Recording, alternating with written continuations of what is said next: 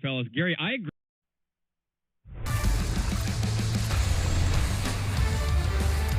Camp Randall Stadium is the pinnacle for high school football in Wisconsin. So far, 5 teams have come to the capital city and claimed gold.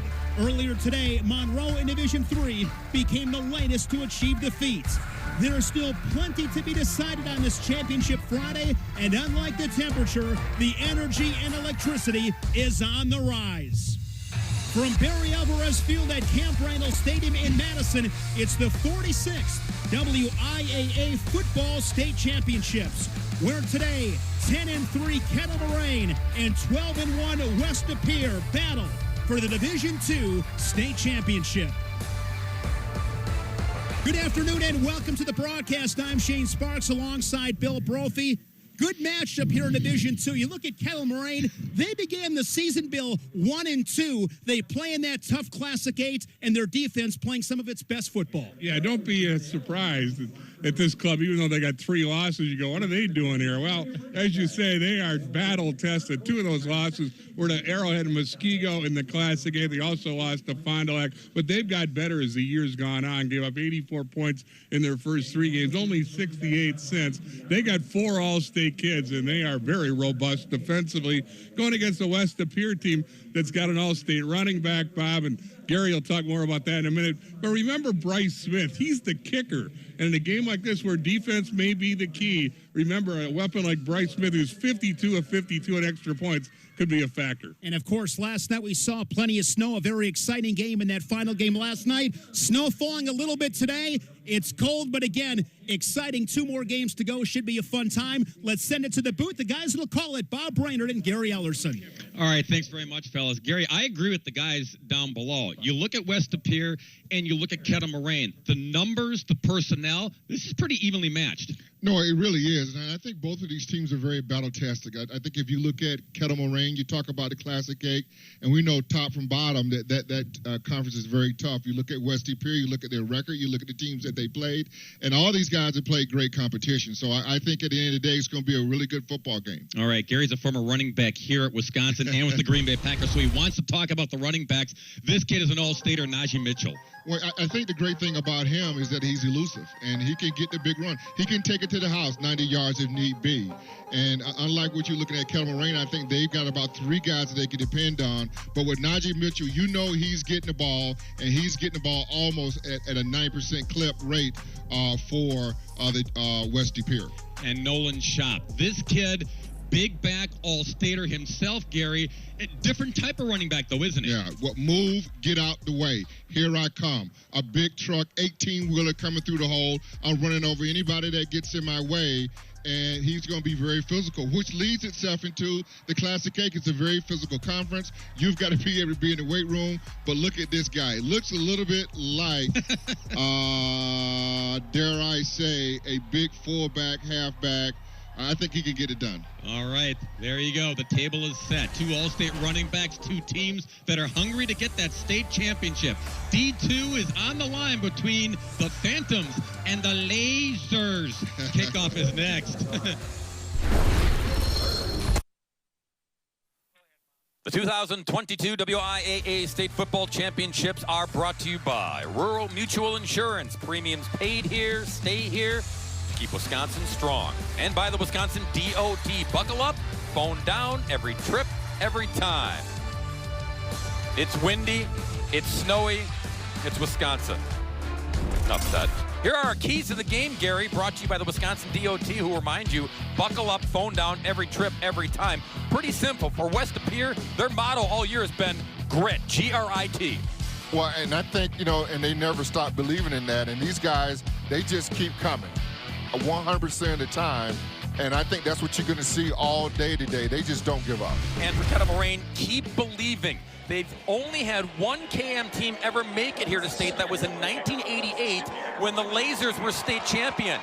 It's been a long time, but KM is back, and They don't want to let this run end without walking out of here with a gold ball. Well, it's a program that's been building for a long time and trying to get to this. And really, like we talked about earlier, the Classic 8 is really tough. You see Memorial is now out of the Classic 8, so that's got to get somebody else up in there, give them an opportunity to get to the state championship game. And here's KM. And we'll see McGuanago in Division I, also from the Classic 8. Short kick, fielded by one of the upmen at the 35-yard line. So KM's going to be in great shape here at the 38-yard line as their offense comes out for the Lasers. They average 29 a game, and their quarterback, boy, we haven't even touched on him, but this kid is special too. Chase Spellman, a senior, all-state QB as well, Gary. Well, they're going to be able to do it in a couple of different ways here. I think when you look at their program, Dylan Ports, I think he's going to be a big part of this. We talked about Shop, he's going to be a big part of this. We talked about, now we're talking about the quarterback.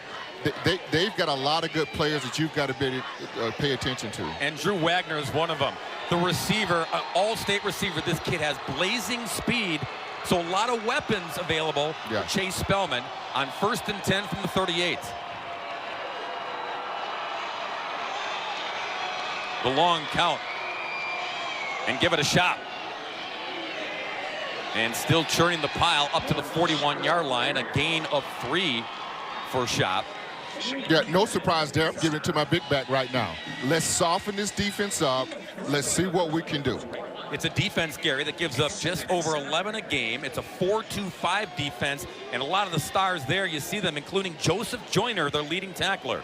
Well, I think what you're going to see them do is play a little bit closer to the line. Now, they can throw the football a little bit. Kettle Moraine can, but it's really all about 8, and they've got to get to him early to make him make some moves. And you're right about that. That Drew Wagner kid, he's good as advertised.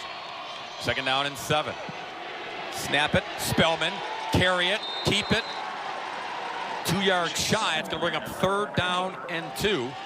So Spellman's got a good arm, but yeah, he's also got the wheels, Gary, to be like another running back out of that backfield. Well, they're very diverse. I mean, they've got 3 or 4 guys who can do it. And so you just can't key in on Shop the whole time. And I mean, if you look at their quarterback, I mean, their quarterback looks like he's almost rushed for over 300 yards so far this season. So they've got a lot of guys that they can go to. Now, moving Shop around, Spellman going to go under center with Shop dotting the I behind him on 3rd down and 2. And then the push, and no push at all. That defensive front, Deshane, Breyer, Solis, Bumgart, they were all there en masse for the Phantoms. Well, I mean, and it's just about get off. And then you look at Westy Pere, their team, they got off on the count very nicely. And they got no push up front. And sometimes you think these quarterback sneaks are easy. They're not.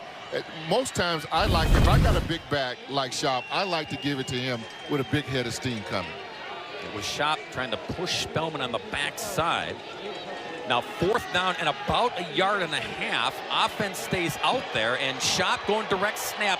This is part of the playbook for KM. Get it right to 8. There we go. And there's Shop. Yep. 1st down and change to the 45-yard line. Again, little wildcat action. Go directly into the hands of your horse. Right. Like I said before, he's the guy that you want the ball to be in the hands. Now, you go direct snap, but you get him back a little bit, you get ahead of steam. Not very many guys going to want to get in front of him. I tell you what, this will pay dividends in the 2nd half because you keep running like that, a lot of these guys are going to shy away from those tackles in the 2nd half. Shop going to stay in there. You see top of your screen, that's Spellman at the wide receiver spot. Shop again to the 42. Now, keep this in mind, and I'm sure West Pere has seen this on film as well. Shop can throw the football. Spellman, the quarterback, can catch the football. So this isn't always going to be direct snap and number 8 straight ahead, Gary. Right, and that's why this offense is so diversified. And we haven't even talked about Drew Wagner yet. I mean, he's another option that they have out here that can really catch the football. Yeah, and he's going to get one-on-one coverage. Yeah, Wagner at the bottom of your screen here. Spellman to throw, looking for Wagner.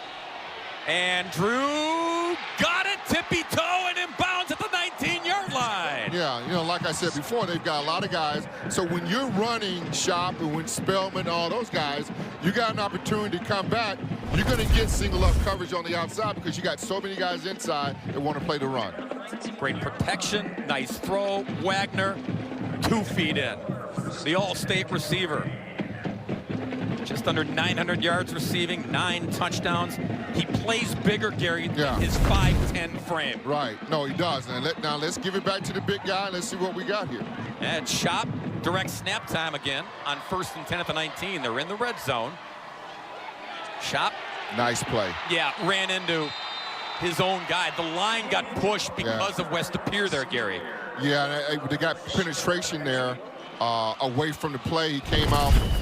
It appears like the short side of the field over there, they just wasn't ready for it. But once again, number 27 there for West Pere, I thought made a heck of a play there, disrupting everything. Yeah, that's Bumgart. Yeah. The junior. But their team with 5 sacks. But if I'm Kettle Moraine, don't get frazzled here. 2nd down and 13. Spellman back at it. Little out route there. Right. And making the catch, Wagner again. And so at this point, you know, it's kind of a filling out process for both teams, how they want to play, how West Pere's defense want to play Kettle Moraine. And right now, Kettle Moraine's kind of got West Pere on the heels a little bit. Got some of that lost yardage back now. It's 3rd down and 6 for the Lasers. Great opening drive here, looking to cash in with points on the board first. Spellman in there. Well, you got a lot of room over here to the wide side of the field, so you can easily get something over here to the wide side of the field over here to your right. Spellman turning around, getting in the ear hole of Shop. Oh, and he dumps it off to him. Shop sheds the tackle. Shop to the pylon. And did he get in? Yes, touchdown, Kettle Moraine! That was absolutely incredible play. I mean, I like the way they did that. They get you over here and they go twins right, and then they come back with a little swing out screen sort of to Shop over here, and it sets up single coverage. Not one guy's breaking that guy down. And look at it, here's again right here, a little swing pattern. Yeah, 31, you got to get back in the weight room. Sorry. For Shop, his 7th receiving touchdown of the season. He's got 9 that he's rushed, and that's number 7 through the air. Gary talked about him in the open. Multifaceted back, all-state kid, puts Cam on the board first, in the first, and Jacob Eifert, who also plays soccer at Kettle Moraine. Gonna kick the PAT, but first things first. That feels a touchdown. The previous play is under review. They're going to look at this before kicking the PAT. That's Ron Quirk, our referee. I think they're looking to see if he stepped out of bounds before the pylon, Gary.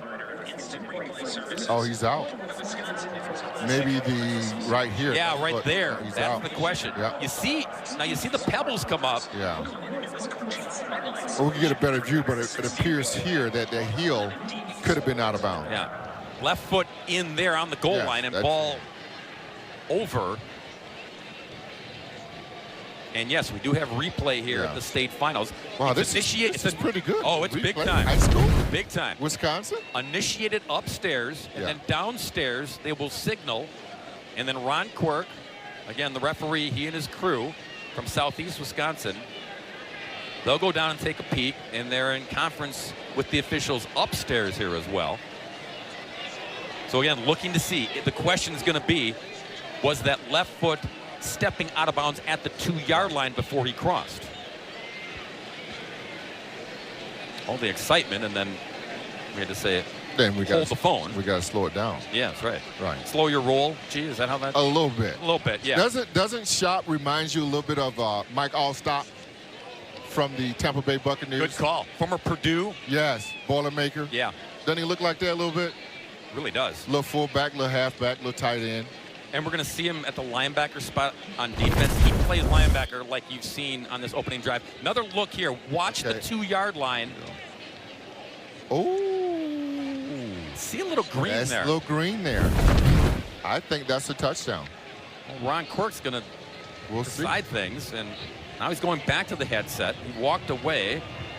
Yeah, I saw a little green there. Now, are they calling New York or? No, not New York. Not calling. Maybe Wanakee. Wanakee?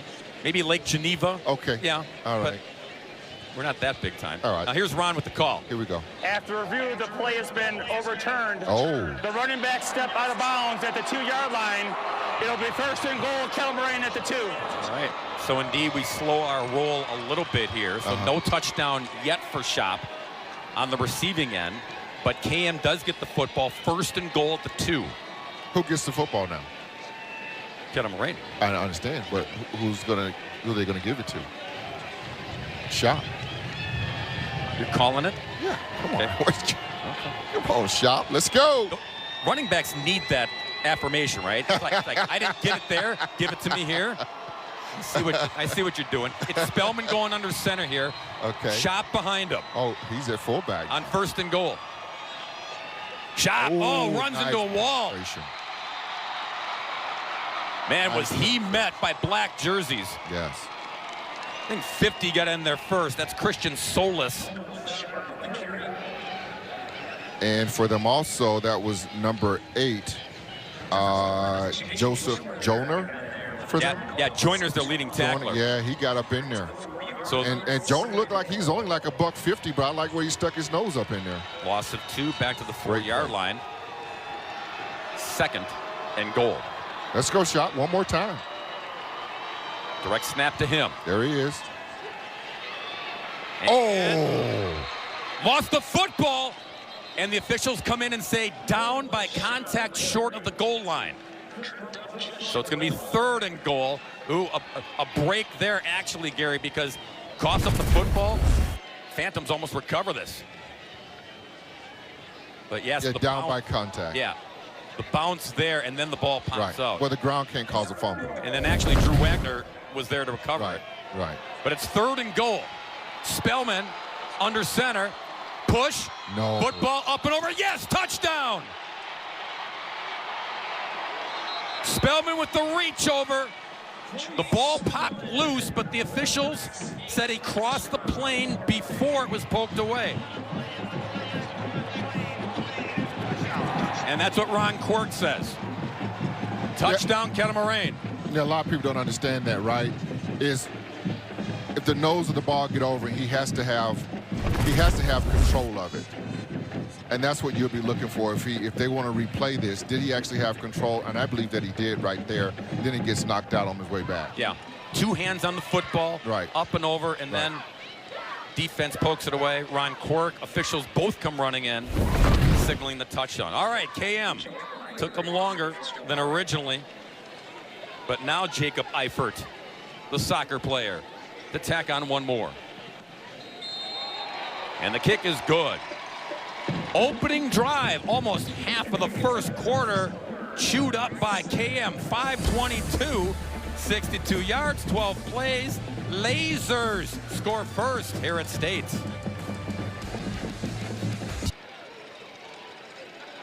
There's Mitchell waiting for his chance to get his mitts on the football here. Part of the kick return team for the Phantoms as well. Kettle Moraine, impressive drive. We saw a lot of their gadgetry and all their weaponry to march it downfield for a touchdown. Well, you saw how diverse they really can be from an offensive standpoint, how they want to run the football and how they want to throw it. And so it'll be an adjustment, I'm sure, right now for Westy Pere on the sideline with the defensive coordinator. You saw Mitchell. He's deep along with Ben Lemerand. Ben is one of the fastest sophomores in the state. As a freshman, he made the state 100-meter final, so he's deep as well. He's a threat along with Mitchell as Eifert tees it up for the Lasers. I'm not kicking it to Davenport. On the bounce, look out. Lemerand picks it up at the 6 and is leveled at the 14. Jeez. So not terrific field position for the Phantoms to start, but out comes their offense. It's a multiple offense. They average 36 points a game. We talked about Mitchell, the All-State back. Duke Schofield is their quarterback, the junior. And you look at the rest of the folks around him. Langdon Norgard, terrific receiver. came back from injury, and Sutter DeShane at the tight end spot is a threat as well. But, you know, you're right, but I think this offense is really about Najee Mitchell and getting him the ball and trying to be creative in different ways to get it to him. From the 14, rolling, flushed, get it to Mitchell In a creative space. way. Yes. 40, 45, 50. Into KM territory and finally brought down at the 36-yard line. That's how you get the football to your all-state running back. Right, so with him, which I said before, when you look at him, you can run these screen plays with him. Of course, you know you're going to hand it to him, but he's also a really good receiver out of the backfield. So they have multiple ways that they can get him the football. He's an explosive kid.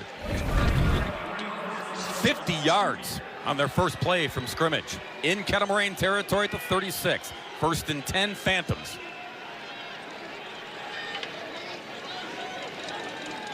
Chauvel, Mitchell, the handoff, left side. And then the speed and the push to the 30 and make it the 28. He kept the legs churning there, did Mitchell. Well, I tell you what, that offensive line fired off the football there. I mean, that whole Bob Brandon, you could have ran through. Doubtful. It's an experienced offensive line, Gary. 4 seniors and 1 junior. And you look at the defensive players, a lot of the same names, including Sam Sofel, a University of Miami Hurricanes commit. He's also an all-state player on both sides of the football. He's a beast. And Shop, we've already seen what he does on offense. Flies around on the defensive side as a linebacker position. Chauvel. Oh, my goodness. Caught. Touchdown. Flag is down. If it's pass interference, this TD is going to stand. Langdon Norgard hooking up on the other end. And right now you can see both teams, they can do it in different ways in the way their offenses are set up. Now, it appears right now West Pere can be a little bit more explosive. They can do different things to you. And that was a great touchdown pass. You're right. It was interference, but the way the young kid went up and got that 50-50 ball was absolutely incredible. Bryce Smith for the PAT to tie this up. Talk about an answer by West Pere.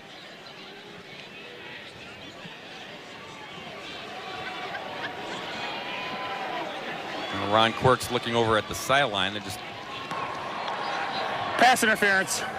Defense. 15-yard penalty we assessed on a kickoff.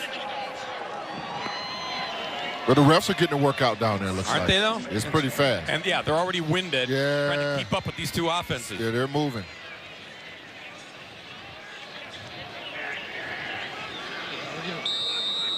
Smith for the tie.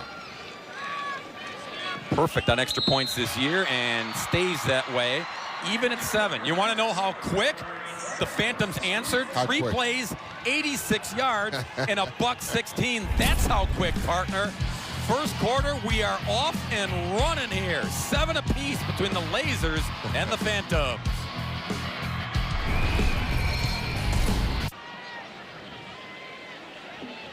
All even Steven here in Madison. Langdon Norgard, who made that touchdown catch, his first of the year. Basketball fans in this state probably know his dad, Jeff, the all-time leading scorer at UW Green Bay back in the day. Langdon, great story, coming back to play. Had a freak accident in June. He lacerated his kidney, had to take him to Children's Hospital to save the kidney. Finally cleared to play late in the year, and he's just starting to come around. I think he's all the way back, Gary. Well, I mean, you're talking about a lacerated kidney and then out here to playing football. Yeah, what a story, huh? It really is. And, you know, you work out, you eat well, you follow the doctor's orders, and you can get back on the field. And great commitment by the kid and the family to get him back out here. And it's really show you the love of the game. Nordgaard, like his daddy, also plays basketball at West Pere. Well, I think he really takes out his mom's side of the family, not his dad's side. Just so you know. You and Jeff can duke that out. Oh, little squib kick from the midfield spot. Phantoms say they got the football. Now the officials will unpile.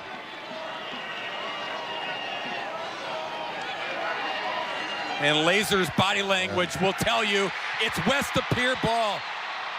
What a time to take that shot. If KM recovers, Gary, all right, so what? They get it at the 35-yard line. But it pays off. The gamble pays off. No, it really did. And I think, you know, they were retreating. And you always tell your front line players, see the ball kick. That's all you tell your front line guys. See the ball kick. Once you see the ball kick, then you retreat. They retreated before they got the ball kick.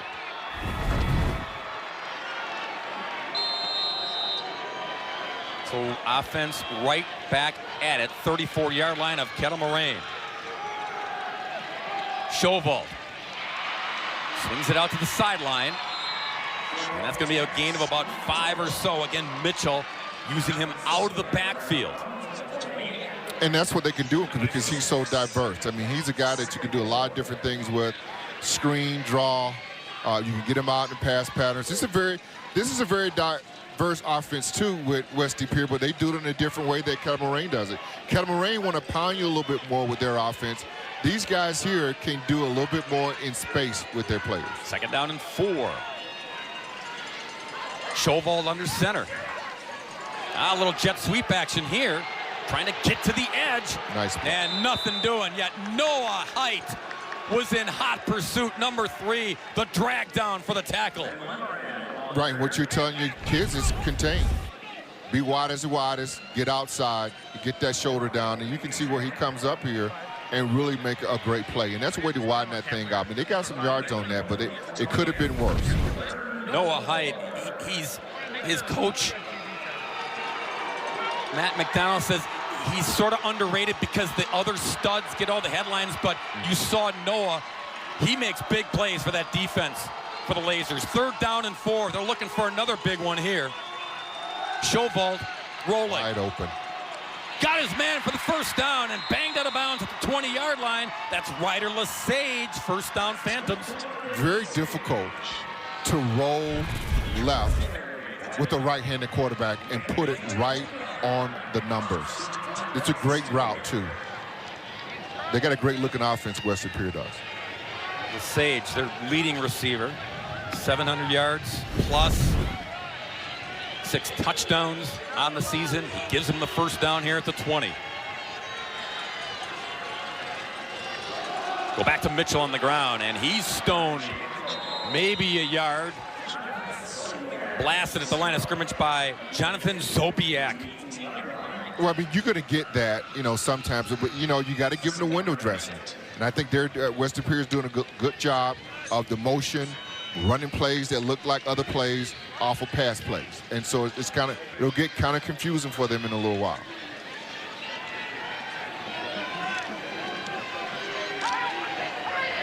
Second down and 8 at the 18. Schovold, Mitchell, flank to his right. Blitz. Screen. Pick it up. Mitchell. Oh, nice. And he's blasted by Adam Reif. KM, Gary, assignment football paying off here. Sure. I mean, assignment football, sure. And that great play set up here with the screenplay. And you're looking right now, that's the way you stay home. I've got Najee Mitchell. That's my guy. I got him. I see him. Let's go through and make the tackle. Assignment, sure, absolutely. Yeah, Adam Wright, he's the quarterback of this KM defense. He calls the shifts, calls the plays. He said, I got number 3. Yeah. Loss on the play, so 3rd down and 9 for the Phantoms. To the end zone. And incomplete, intended for Mitchell. Not a lot of real estate there. Had to squeeze him. And he runs hard into that padding there. Well, he took out a couple of people over in the corner, but I think he's going to be okay. Now, do they go for it or do they try to kick it here? Well, they've got a good kicker, but the offense staying put here on 4th and 9, and now they think about it, and yes, we'll try the field goals here. Get some points. Bryce Smith, the converted soccer player. Now you see the elements right there. The wind is howling today. It's colder, it's windier.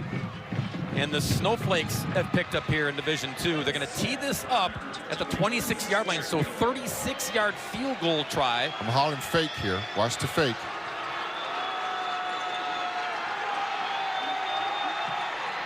Smith.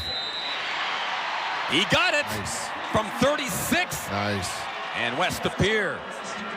Looks like they could have been good from 40. Yeah, he blasted it. Nice. So the special teams play, the onside kick recovery leads to 3, and the Phantoms lead in the scoreboard at 10-7. Well, momentum changed too. I mean, now they get another possession, which you didn't get, and they take advantage of and get down. So you start looking at special teams, and sometimes in championship games, special teams become so important in the forefront of really what you're trying to accomplish.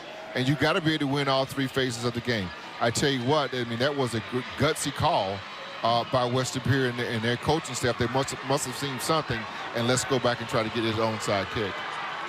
Well, the conditions were way worse last night in our Division IV contest. Columbus, look at that football, just sneaking it into the corner through the snow and the wind.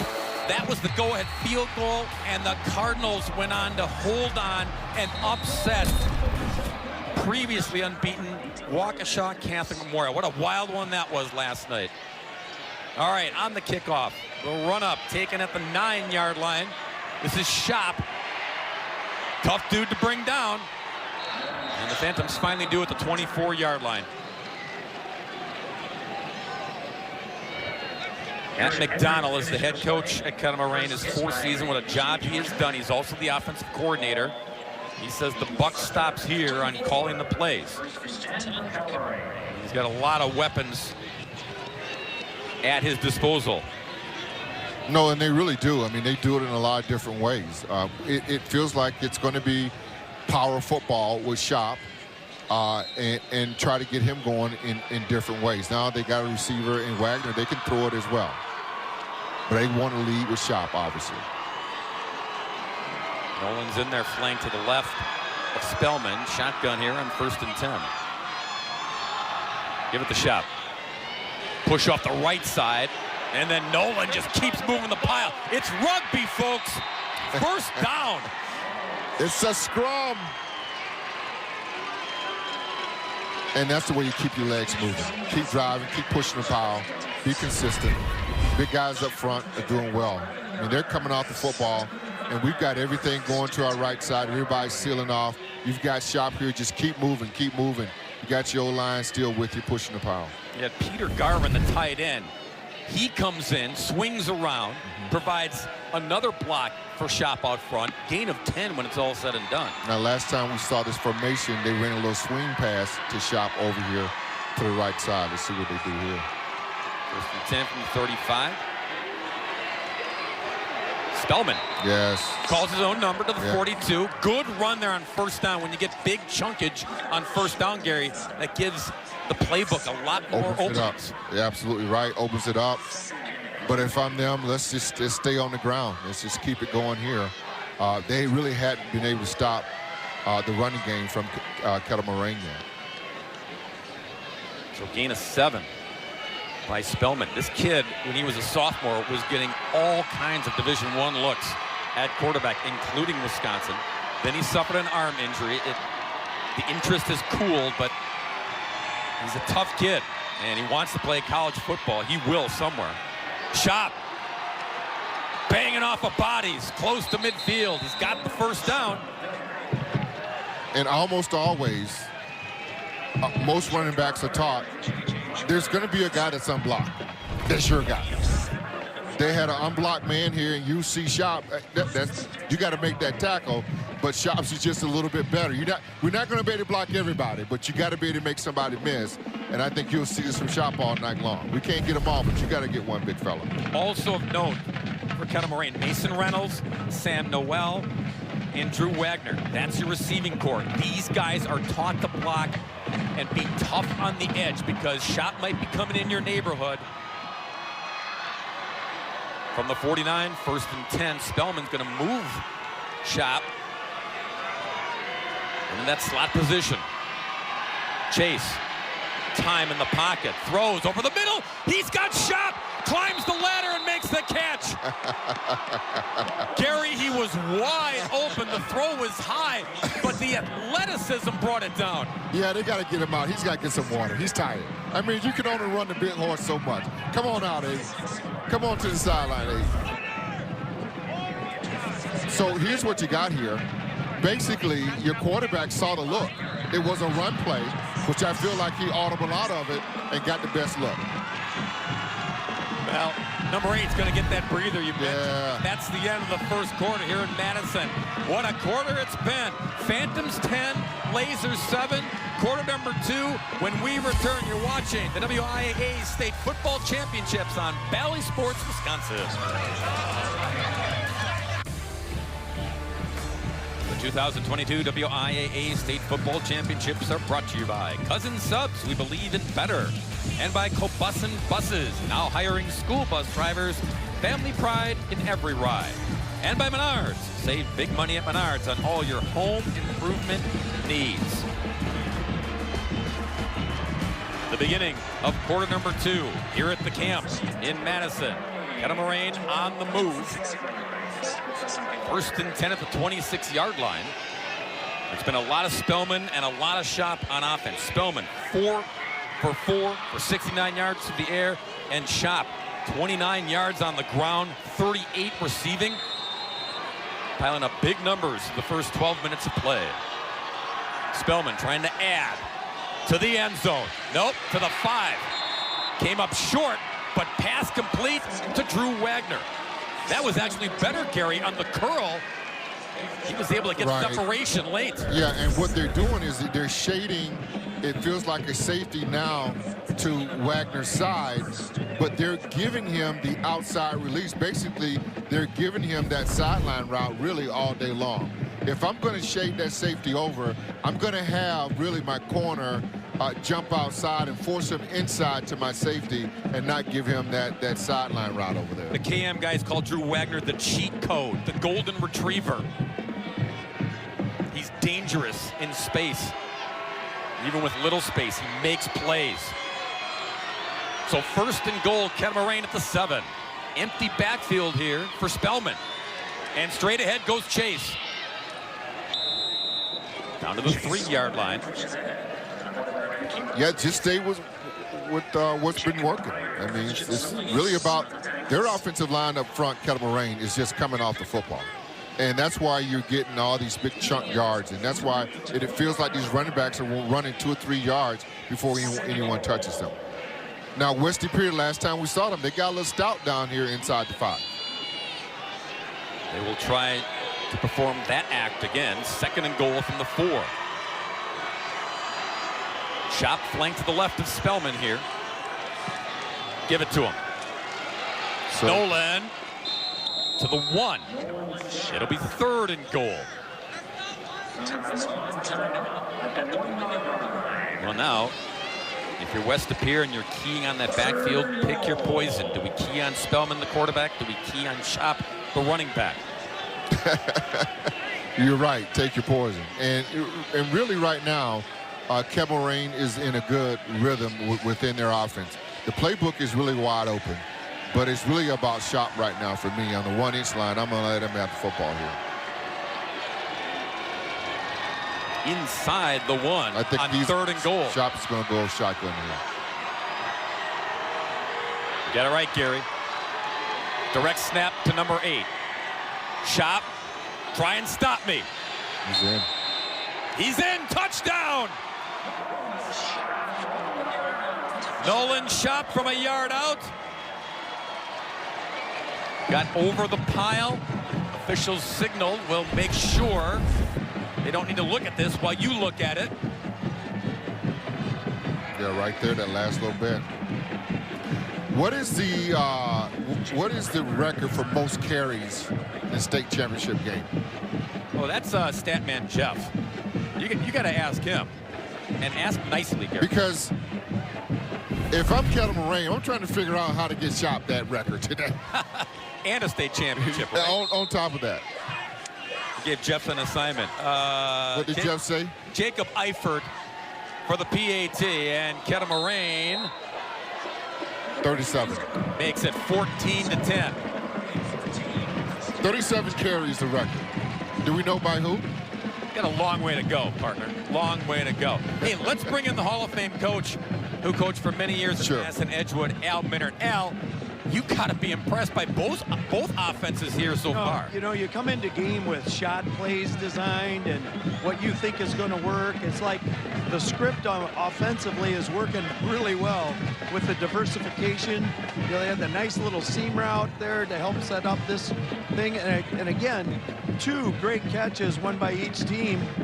You know, the touchdown catch by Pere and the long chunk on the seam route for Kettle Moraine. That obviously they had seen something, designed it, and have it designed on what we call the shot list. And yeah, this is just a great chess match right now between these 2 teams. Eifert to kick it off for Kettle Moraine. Deep. A couple of dangerous dudes here for the Phantoms. Mitchell and Lemerand with the speed.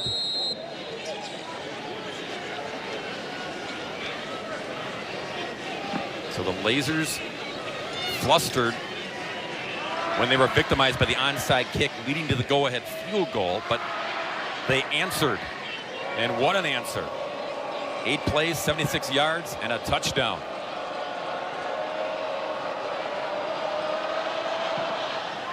Low line drive on the carpeting. Fielded at the 20. Oh my. Opening.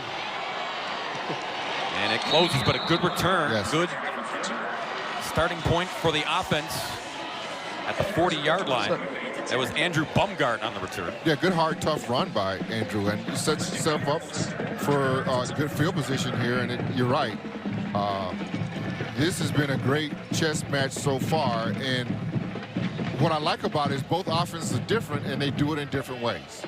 So you're going to see a little bit more of a wide open attack here from Pere, and should be more of a big play attack because of their style in Najee Mitchell. Chauvel shotgun here on 1st and 10 from the 39. Handles the snap off to Mitchell, zigzagging. And then number 3 drags down number 3. That's Noah Haight once again. Rather Height, I beg your pardon. Noah. Again, just one of those guys that assignment football, and he gets to the spot before Mitchell could get loose. Gain of 4, 2nd and 6.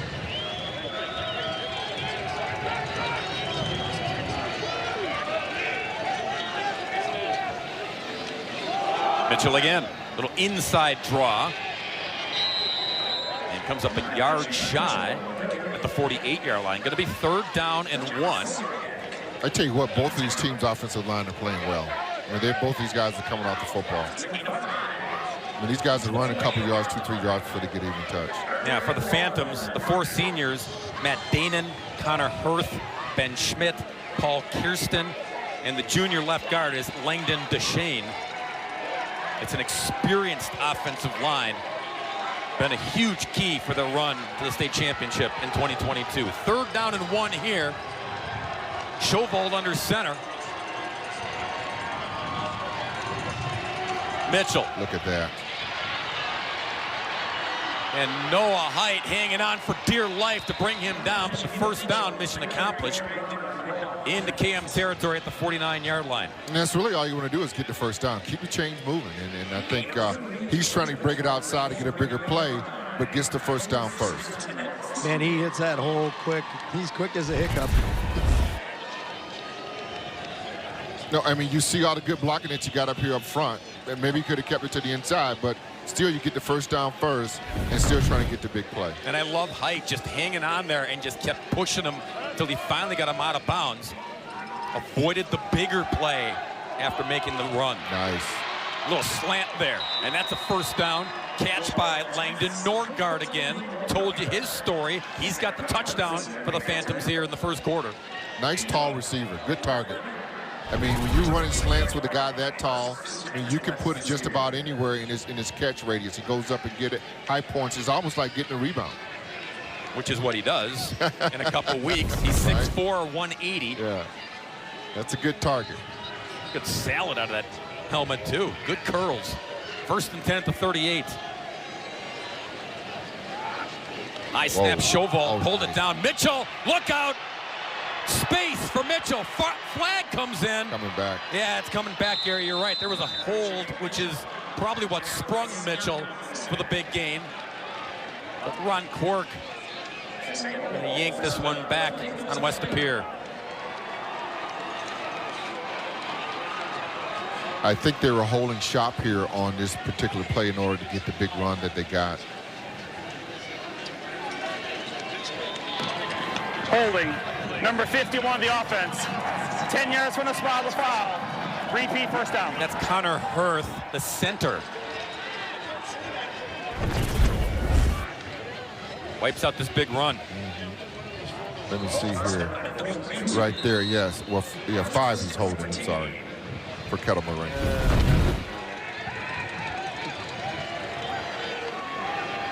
There would be Jonathan Kusenbach, I believe that's his name. Oh, nice try. Zobiak. Zobiak. Yeah. I missed a Z. Is there a Z in there? No, there isn't. Okay, it's fine. like Wheel of Fortune. Fine. By a vowel. Fine. Screen. Nice Flushed. screen. Here comes the screen. Here comes. Nice roll. Ball's loose. KM says they have it. Lasers do. So Phantoms do a great job to set up the screen, but then the pop knocks it loose, and Lasers get the football. That may have been Zobiak. And that's how you say his name. And if you don't, he'll make you pay. Another look here. Setting it up. Yeah. Pop, and then loose football. KM football when we return. Well, now, Gary, we saw the onside kick, and here's a turnover. See if Kettle Moraine can cash in after this big hit and recovery. And so you got to rally to the football. And no matter where the ball is, rally to the football, get a big hit, and you never know when you get a turnover like that. We thought it was Zobiak. It was Parker Kalis, the senior defensive end. He came in, jarred it loose, and recovered by the Lasers. They've got the football again at the 32-yard line and a 4-point lead here in the second quarter. Give it to the fullback. And running room, real estate down the sidelines. This will go for 6 for Dylan Ports. Is he in? Yes, touchdown.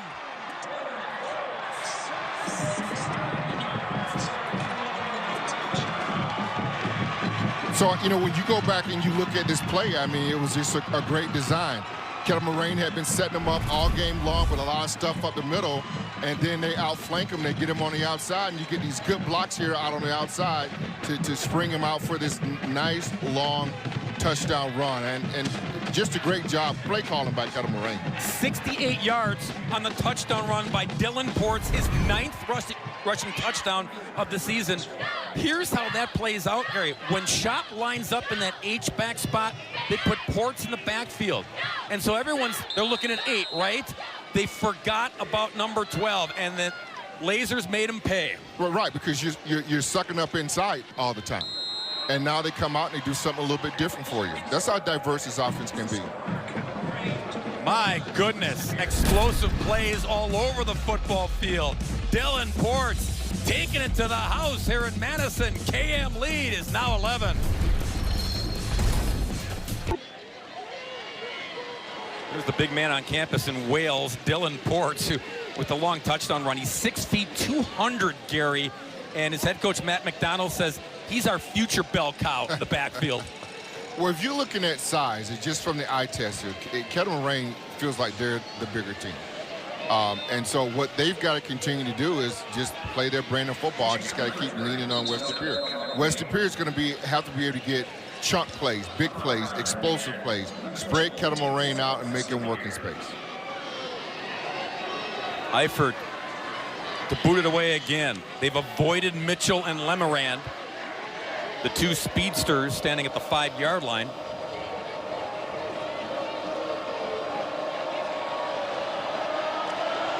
And they'll do that again. Taking it to 20. Real good return to the 45-yard line. This time, the up man is Baumgart again. So he's getting the job done, Gary. You kick it short, we'll make you pay. Yeah, they're doing a squib kick, but it's not getting through the holes that they need for it to get through. So these guys are getting good field position. So Phantom's offense says we'll take it here at the 44-yard line. Trailing by 11 now. Plenty of time here before halftime.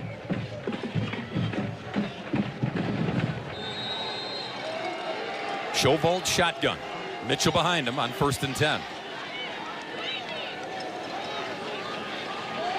And there's Mitchell. Look at him stay on his feet. And dances all the way to the 39-yard line.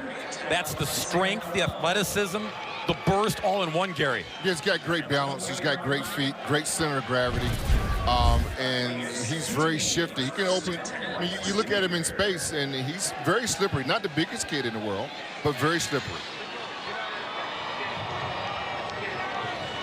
All-State back, 27 rushing touchdowns. Coming into this game, almost 1,700 yards on the ground. Senior workhorse. 1st and 10 at the 40. Go back to the workhorse. Mitchell.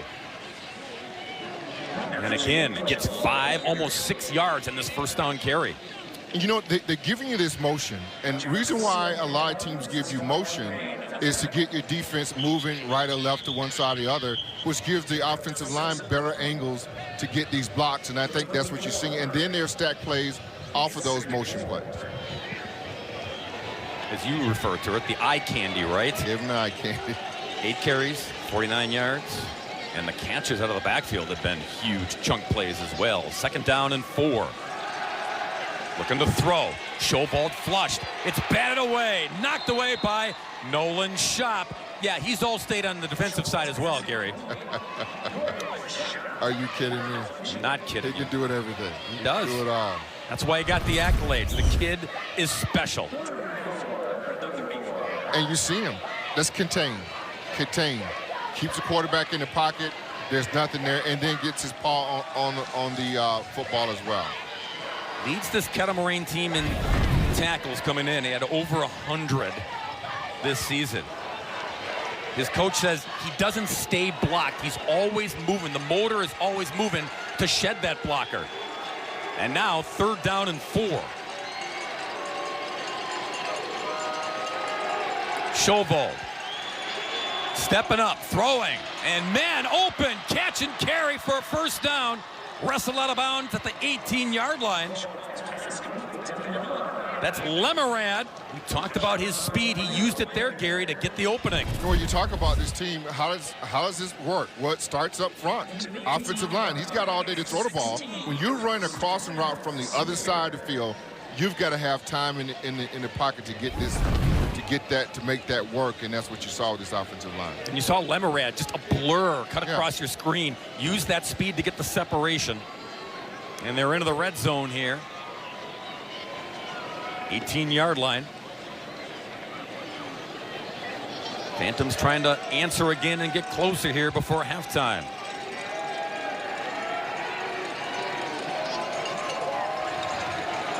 Motion, Mitchell, again the burst. And then the strength at the end. That's what impresses you, Gary. You see the burst, and then he just lowers his helmet and says, try and tackle me. Well, because he's got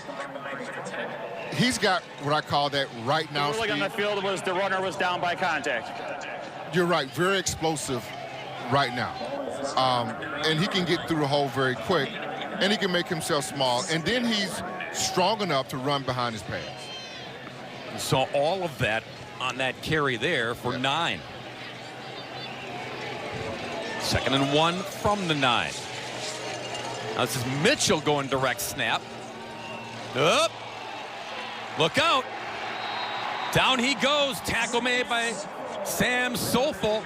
Made him pay for the slippery pigskin there. Didn't handle it cleanly. Well, that's a big play because you look at the down and distance, and you got a really bad snap from your center, which causes the mix-up in the backfield. And then Mitchell, maybe he was leaning, trying to go before the football got there. It wasn't clean. Could have been. And it's costly. So now you're looking at 3rd and 7, back at the 15-yard line. We've seen Shop take those direct snaps for Kettle Moraine. I don't know how many times Mitchell did during the season. He didn't look comfortable there. So you bring Schobold back in, the QB. Mitchell flanked to his left. Big play here on 3rd and 7. And marker, Ron Quirk to explain. Dead ball, delay game, offense, 5-yard penalty, remains 3rd down. Wow, self-inflicted twice, Gary. Yeah, a little rattle right now. You come out of the play that you lost yards on with the direct snap to Mitchell, and then now you get a delay of game. And it's pushing them back, so now you really had it where you can go for it on 4th down. I don't know if you can afford to go for it on 4th down if you don't make the 1st down here. Ron Quirk. Interesting tie-in for our referee. Ron was quarterback back in 1988 at Racine Park. Brent Moss was his running back. Wow. And his only loss, Park's only loss that year, was to Kettle Moraine, who won their D2 title. Park went on to win in Division I, but Ron and I were telling stories about how this has all come full circle. Kettle Moraine, that's their first charge timeout of the 1st half. So the Lasers going to talk about it here. They understand the importance of this play, Gary. 3rd and 12. You've pushed them backwards, and as you said, now can you afford to go for it on 4th down if you don't convert here? No, you're right, and I think, you know, for Westy Pere, they just got to get in a good play and just try to get some yards back, where then they can figure out whether they want to kick a field goal here or not. I don't know. I mean, if it's going to be 4th and 10, I think you've got to kick the field goal. You got to get some points. Chad Buchholz, the defensive coordinator, in that Kettle Moraine huddle. Scores from this morning.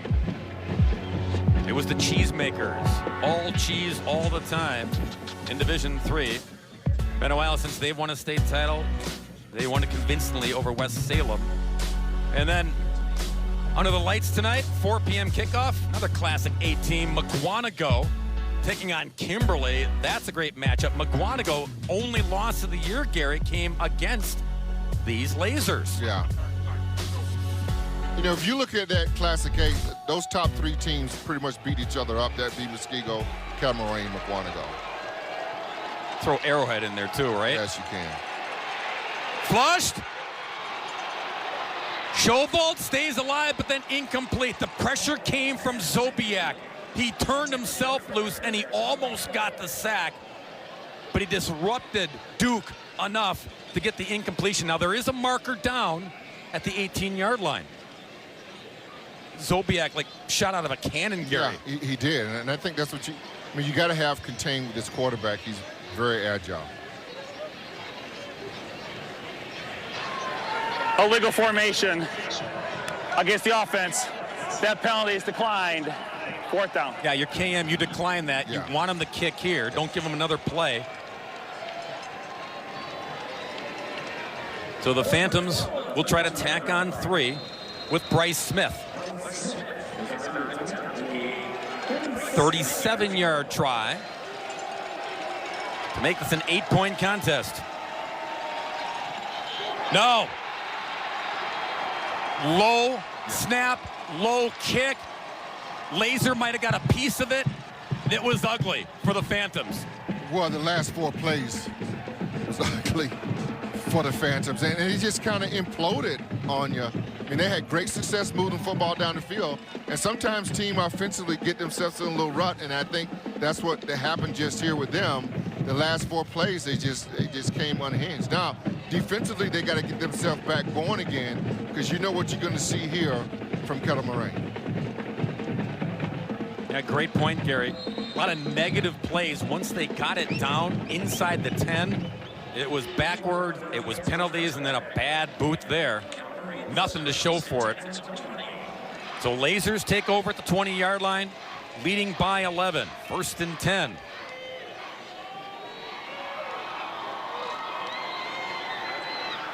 Spellman, little play action.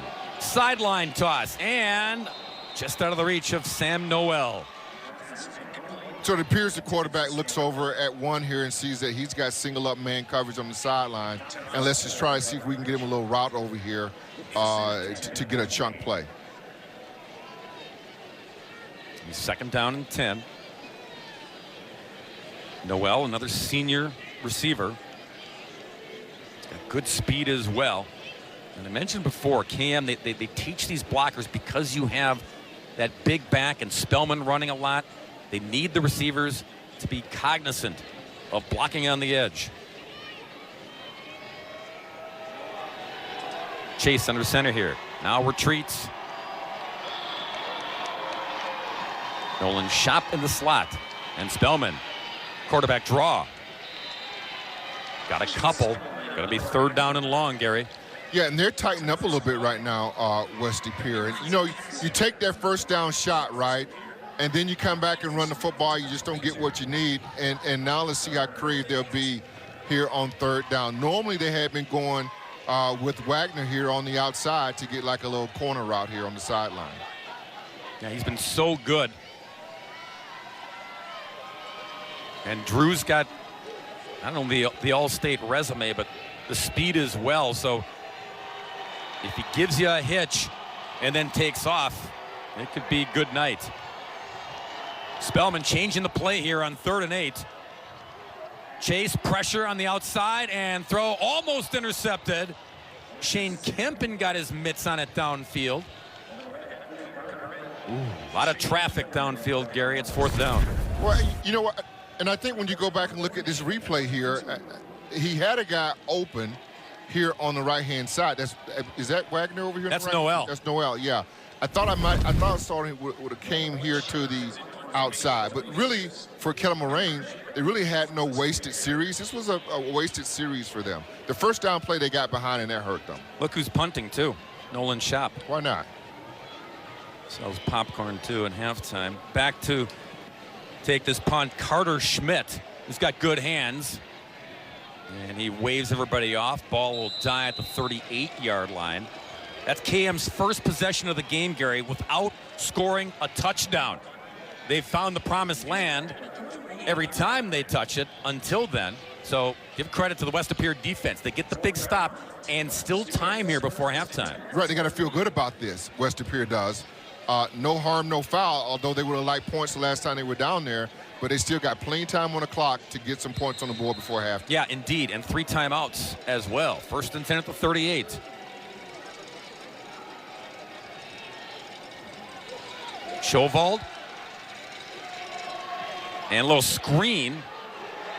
And great tackle by Zobiak again in space to bring down Mitchell. Play started out, it was going to be a slant, it appeared to me, with Norgard over here, and they jumped the coverage, and then that's why you got the little flare pattern over here on the sideline. Yeah, great observation, Gary, because Shovald, you saw him look downfield. It was 1, 2, then check down to number 3. And Zobiak didn't allow a big gain on that play. Going for the big gain here to Mitchell, and he overshoots him. Incomplete. Coverage there provided by Zobiak again. Why not take a shot, right? Why not take a deep shot here a little bit before halftime? The only problem here is if you don't get a first down, still going to be a lot of time on the clock for Kettle Moraine to get the football back for them to come back and try to get a score. Jonathan Zobiak, he's so athletic, number 5. That's your linebacker covering the running back out of the backfield. And he was step for step with him. Didn't allow the big play. 3rd and 8 here at the 40-yard line for the Phantoms. Shovald, pressure. Pocket breaks down. Chase from behind and out of bounds. No gain on the play. Kettle Moraine defense steps up, Gary. Love the way Kettle Moraine rallies to the football. They got 11 guys getting to the ball carrier, and that's what you got to have. I mean, that, and once again, now we saw both of these offenses high-powered, moving the football, and now you're seeing these defenses step up here. And forcing the punt here. KM gets West Pere to go 3 and out. Bryce Smith, double duty, kicker. Punter will boot it away. Deep for Kettle Moraine. Drew Wagner, explosive. He's returned 3 to the house So be careful here. If you're the Phantoms, number 2 in space can burn you.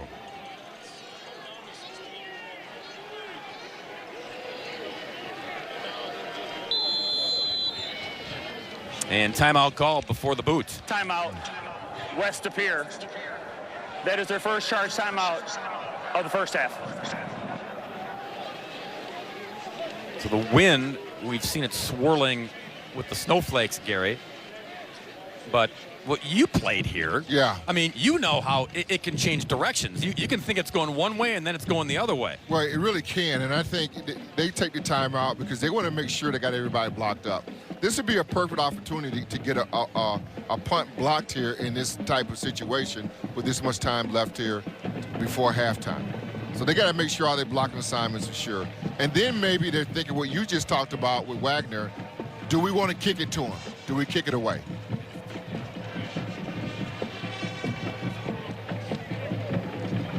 So a little reset here, trying to avoid disaster before halftime. But Kettle Moraine's going to get the football. And Smith back at his 25-yard line. Knuckleball.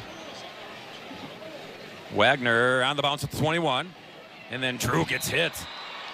Good special teams play by Ethan Collar to get down there and collar Wagner. Well, good special team coverage there by them. And I think that's what you got to have here. You don't want to give up any big plays here before halftime. Now, I'm not sure you go prevent defense here with Westy Pere, but most certainly you want to keep the football in front of you. So Kettle Moraine's turn, buck 47. They have 2 timeouts remaining. I think that's optimal if you're Westy Pere. Yeah, keep them in front of you. Don't let the big chunks of real estate bite you here to allow them to set up shop for some points before halftime. We shall see. Spellman ready to take the snap. Shot behind him, dot in the eye. 1st and 10 at the 20. Chase looking to throw. Stepping up over the middle. There's Wagner. Drew on the loose. Look out. Shaking tackles. Getting blocks. Wrestled out of bounds at the 19-yard line. Gary, you can try and keep the ball in front of you, but you gotta account for the speed of that kid too. Well, you got to make the tackle, and they didn't make the tackle. And you're right. So he's coming here on a little crossing underneath route here. Great throw by the quarterback, put it right on him. But they're so out of position that they can't make a tackle. And with Wagner's speed and tenacity, he gets up the sideline for a huge chunk play before halftime. 60 yards on that chunk. Spellman to Wagner. They're knocking on the door. Red zone at the 20. 1st and 10.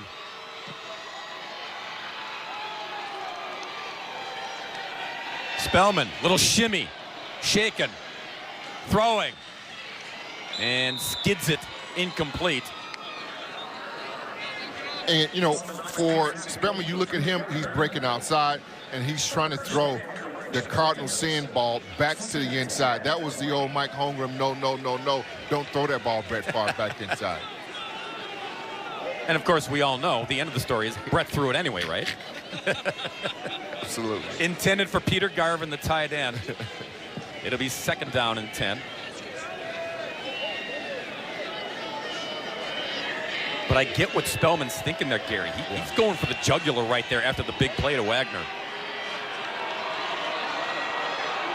You got trips and a slot man, Noel, at the top of your screen. And then Spellman on the carry.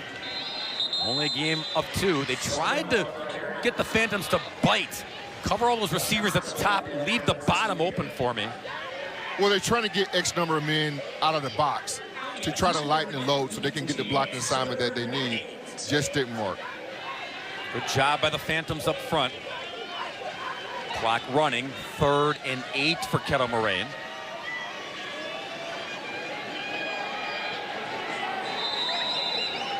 And now timeout called by Matt McDonald.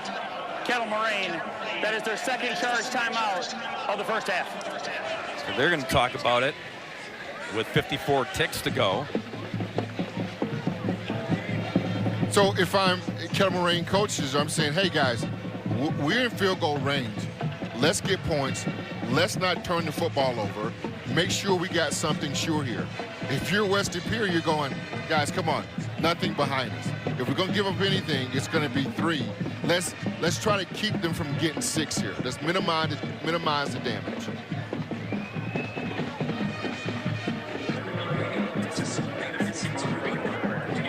So the Lasers, see what they dial up here. Matt McDonald, he was the defensive coordinator for 1 season at Kettle Moraine before he took the head coaching job 4 years ago. He's been all over the map, Gary. Stints in Mississippi, Florida, Black River Falls.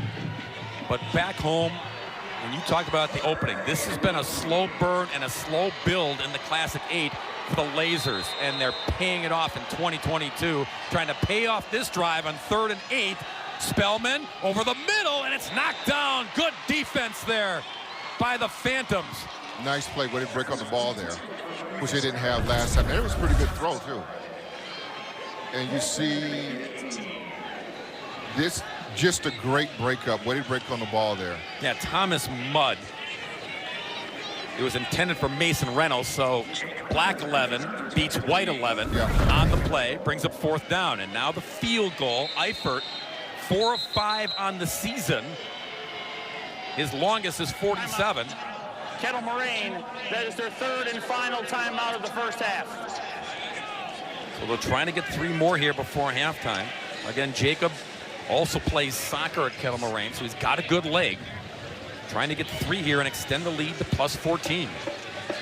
So Kettle Moraine would dare to do anything tricky here with it. Just take the points and go home, go in the locker room. You like the conservative, just take the points. Just take right? the points. Yeah. Don't get tricky. Because you're already up. I think, Gary, if your kicking situation is iffy and it's dicey, you roll the dice, right? Correct. But Eifert's a good kicker, so I agree with you. Take the 3. You get a lot of confidence in him banging this through the goalposts. So no timeouts remaining for the Lasers.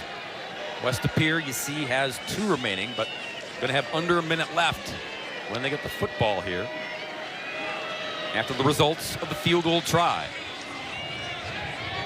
Eifert will tee it up at the 25, so a 35-yard attempt to make it 24-10.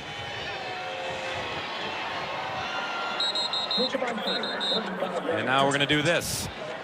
Timeout, West Pere. That is their 2nd charge timeout of the first half. All right. Yeah, ice the kicker. You can't take him with you, right? Right. Not only do we do this in the NFL, we do it at high school too. We'll ice the kicker. You gotta love it. And it rarely works, but hey, whatever. whatever the play card says, just do it. You know about the play card, right? Yeah. I know all about the play card. Yeah. So Eifert trying to stay warm, trying to stay loose over there. That's what kickers do. It's like, you're not going to rattle me, you're not going to shake me. And he'll try to extend it. Right, and that's why you take your timeout. Because kickers are creatures of habit, right? You got to get them out of their rhythm. Well, this will be the 3rd time he's teed this up now for the 35-yard attempt. Nico Medina is the holder for the Lasers. There's Eifert. He eyes it up. Snap. Clean. Boot. Perfect. Didn't matter. Call all the timeouts you want, says Jacob. He bangs it through from 35. 5 plays, 62 yards, in about a minute, Gary. They go down the field and get 3 more. And you know what? And that's what they really needed to try to get some points here right before halftime. And really, he was sure. It didn't matter. I mean, this young man stepped up to the plate, put it right down the middle here.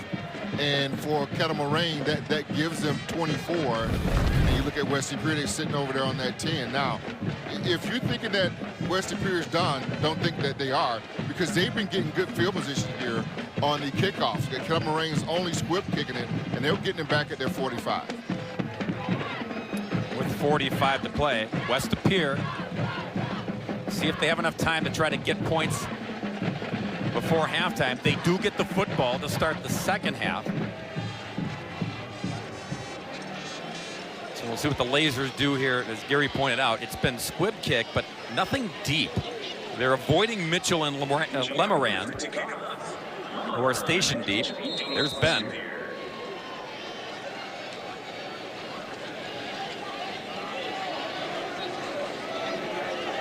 And now Eifert to boot it again.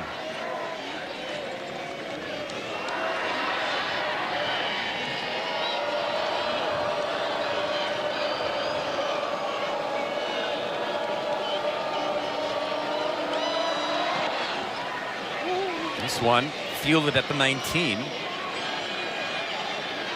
This is Baumgart again. He's been busy. And good coverage by Kettle Moraine this time. And a stronger kick by your kicker this particular time. Yes. Didn't give up as big on the return here. Out to the 35-yard line. So it's west of Pere. Football there at the 35. 38 seconds left. One timeout left for the Phantoms.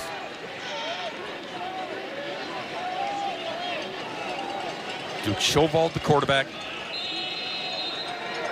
Najee Mitchell behind him. 1st and 10 Phantoms. Give it to Mitchell. Bouncing. And then dragged down from behind at the 40-yard line. Surprising. I thought maybe Pere give it a shot, but it looks like he's just trying to get to the locker room. Maybe they think, Gary, that number 3 gives him a shot if he busts one, which he's got the potential to do that. But not going to stop the clock here. They'll run one more play at least on 2nd down and 5. Schovold looking to take a shot. Catch is made. Reeled in by Ryder Lesage. Lesage, I beg your pardon. 3 seconds left. Ball's at midfield. Got 10 yards on the carry, and that'll do it for half number 1. Thank you, Ron Quirk. Halftime here in Madison. Offenses showing up early. Defenses showing up late. Both sides of the football. Getting some big licks in here, some big plays made in this Division II title tilt. It's Kettle Moraine 24 and West of Pere 10. Our halftime activities are just around the corner on Valley Sports, Wisconsin.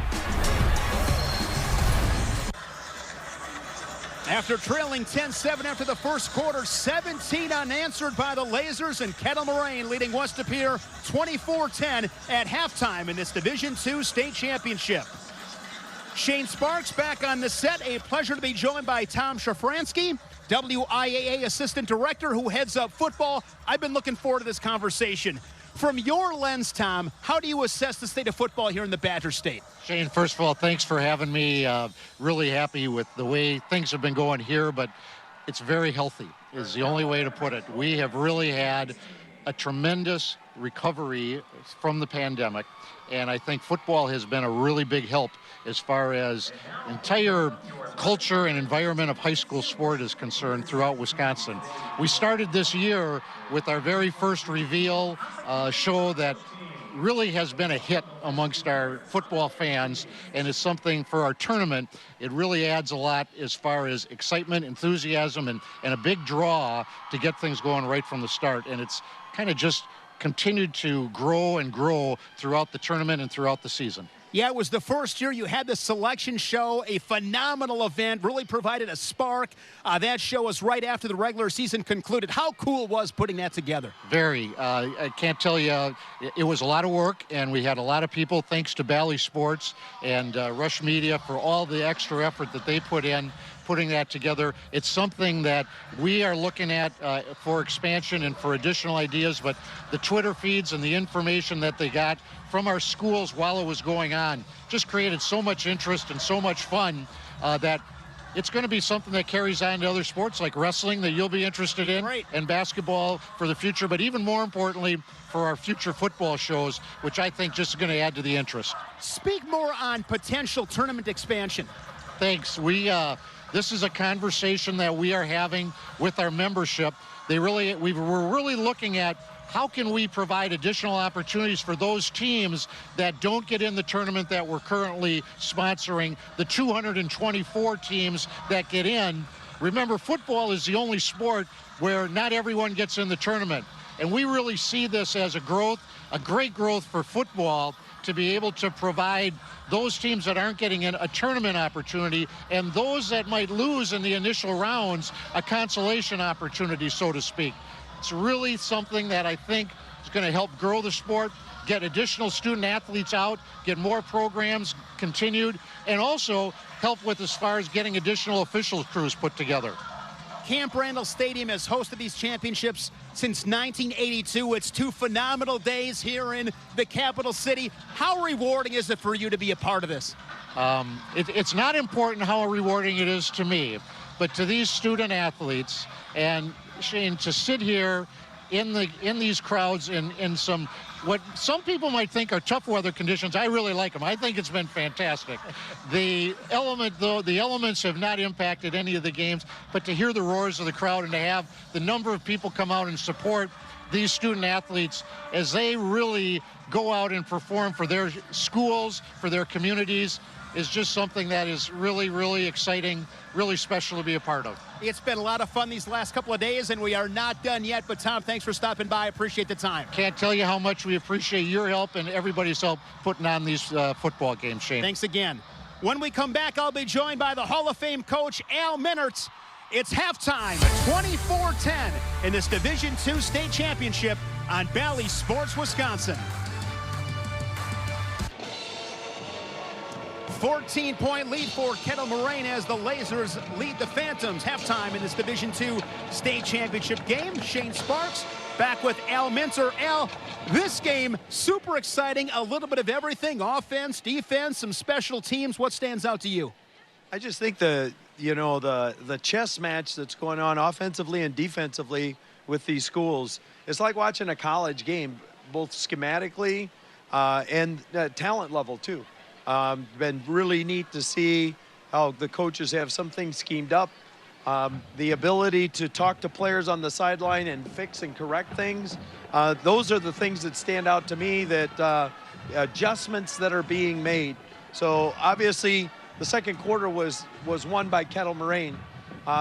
West De Pere did a few nice things, but it came up on the short end of the stick. So they get the ball to start the second half. And so, important for them to get right back into it with a good drive here to start the second half. They went back and forth a little bit early on. Kettle Moraine trailed 10-7.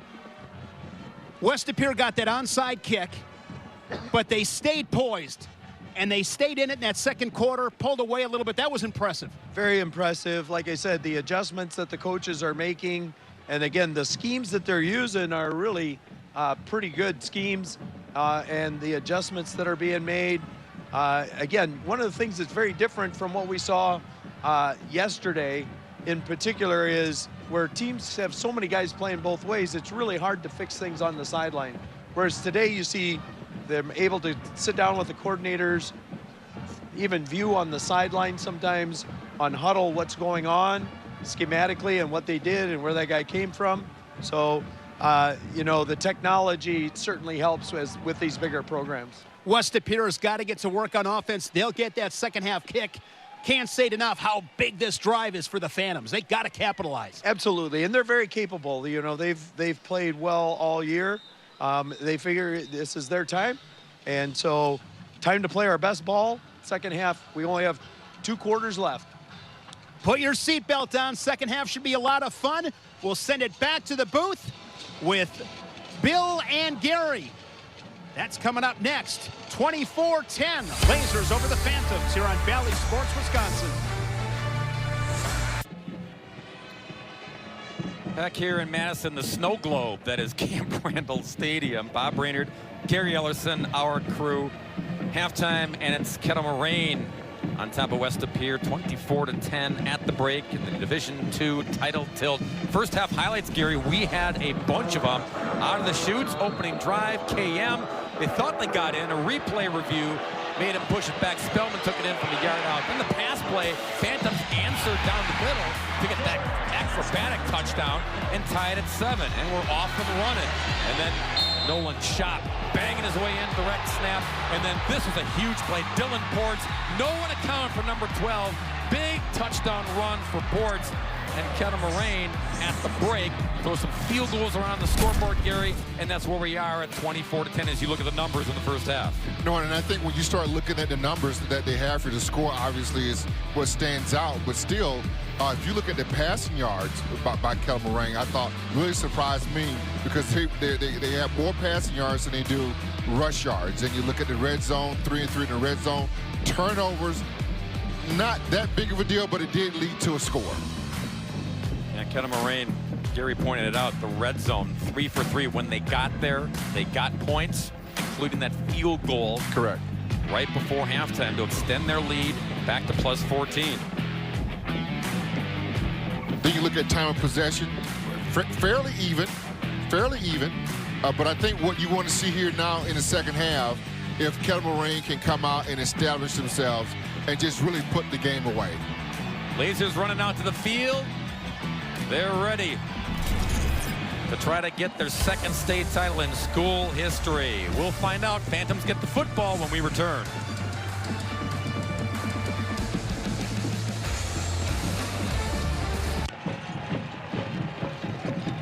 "24 minutes of regulation football remain for one of these teams to claim the Division II state championship. I told you the history story of laser football.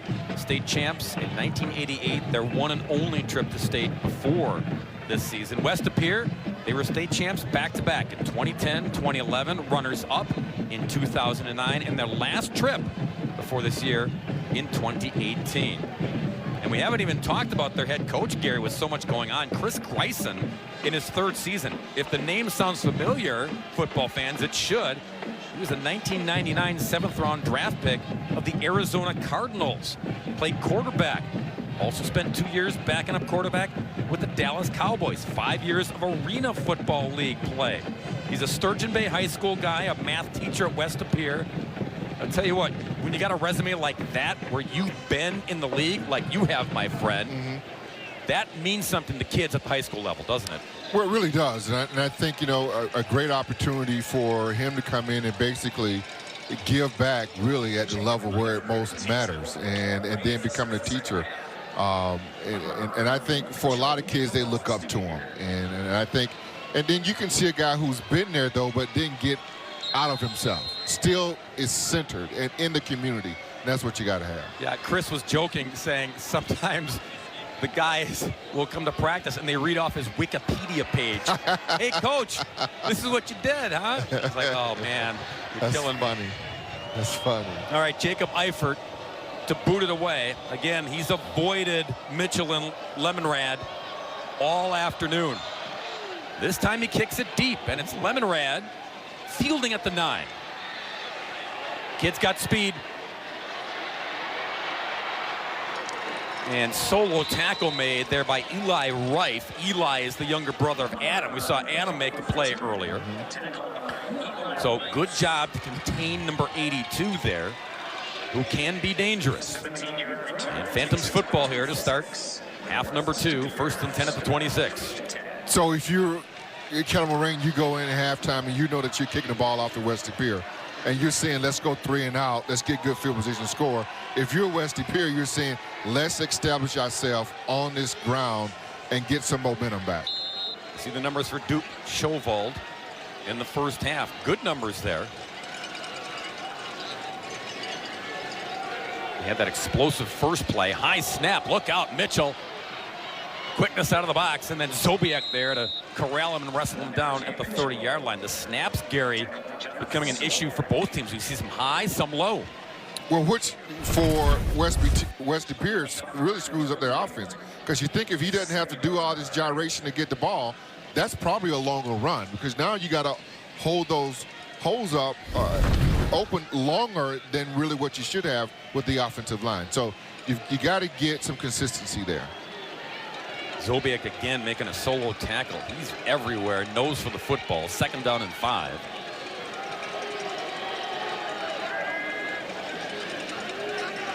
Good snap here to Shovald. Pressure and sacked. Parker Kalis brings him down. And so they're coming out. Great defensive stand here by Kettle Moraine so far. Now you backed them up a little bit. Now you got third down. And I thought it was going to be a screenplay here early, but I think this is just a great read by the linebacker just to get in there and make a tackle. Well, look at Kalis. It's like going through a turnstile, Gary. He just whiffed past the block and got in there for the sack. Quick and athletic is Kalis, the senior. 3.5 sacks this season now for Parker. Big one there, brings up third down and 10. Mitchell to the bottom of your screen. Shovald with time. Pass complete, first down, Phantoms. See, little lay down route there. Joseph Reisenberg, nothing fancy, Gary, but you move the chains, right? Well, great play here because he runs him off and get the cornerback to turn his feet and just run a nice little stop route here, right at the sticks, and gets the first down. Got to have good protection. Offensive line did a great job protecting him. Really did. Shovald was camping out in the pocket and comfortable there to make that throw. First and 10 at the 39. Again, the high snap. Reeled in. Mitchell, though. Mike at a yard, the line of scrimmage. Okay, Gary. Yep, back to it. It's really blowing up the play before it ever gets a chance to get acceleration. Right, it's going to cost them, and then on top of that, you get a penalty. And this is the kind of things that was hurting Westy Pere in the first half when they had that last drive. Number 78 in the offense. 10-yard penalty for the spot of the foul. Repeat first down. And on top of that, Ron Quirk with the holding penalty. The center, he's a senior, Connor Hurth. His coach calls him a firecracker, a mauler, but some issues now on the exchange between Connor and Shovald. Throws off the timing, and now thus you get a holding penalty on top of that. So now it's first and forever. Need the 49-yard line to move the chains. Little slant here, and ball's dropped. Ryder Lesage, the intended receiver, that's your dynamic playmaker, but again, that might be, I'm running before I catch the football, Gary. Right, you know, it's something simple. I mean, just a little small slant inside route to try to get him the ball and try to make a play, and then he drops the ball. Now, this is great for Kettle Moraine right now, because you're right. What is it, like second down and 20, 25 or something like that? Yeah, I mean, that's a lot. But you got to be careful that you don't turn it over or throw a pick here. If you're West of Pere, you don't need it all right here. You need something, though. And you'll get nothing and like it. Flag comes in. Might be, well, Shop ended up with the football, but might be a face mask call. I think I saw somebody grab the cage of Shovald in that scrum to get the quarterback. No, corrected. Going to be holding here on West of Pere. Holding, offense number 51. That penalty is declined. Third down. Yeah, you decline that because you bring up third down and long here. 51 is Connor Hurth, the center, Gary. Yeah, they're getting good pressure, and there's the hold by 51. You see it. And like I said earlier, West of Pere's got to be careful that they don't turn the football over here. And me, if I'm running, I just try to run the football and get out of here, because this could get dangerous right now. Kettle Moraine's fired up defensively. 3rd and 26. Short pass. It'll get something, but way short. Complete to Mitchell. So that was as good as just take a run and punt. Yeah, pretty much. Safe play. Yeah. Bring out the punting unit. So not a good start for West of Pere out of the halftime tunnel. And no, this is what we were talking about at halftime. Now they come out, Kettle Moraine, they try to get a 3 and out. Now Kettle Moraine gets a football back, should be in good field position. Let's go down and score and put this game away. Bryce Smith the punt. Drew Wagner is deep.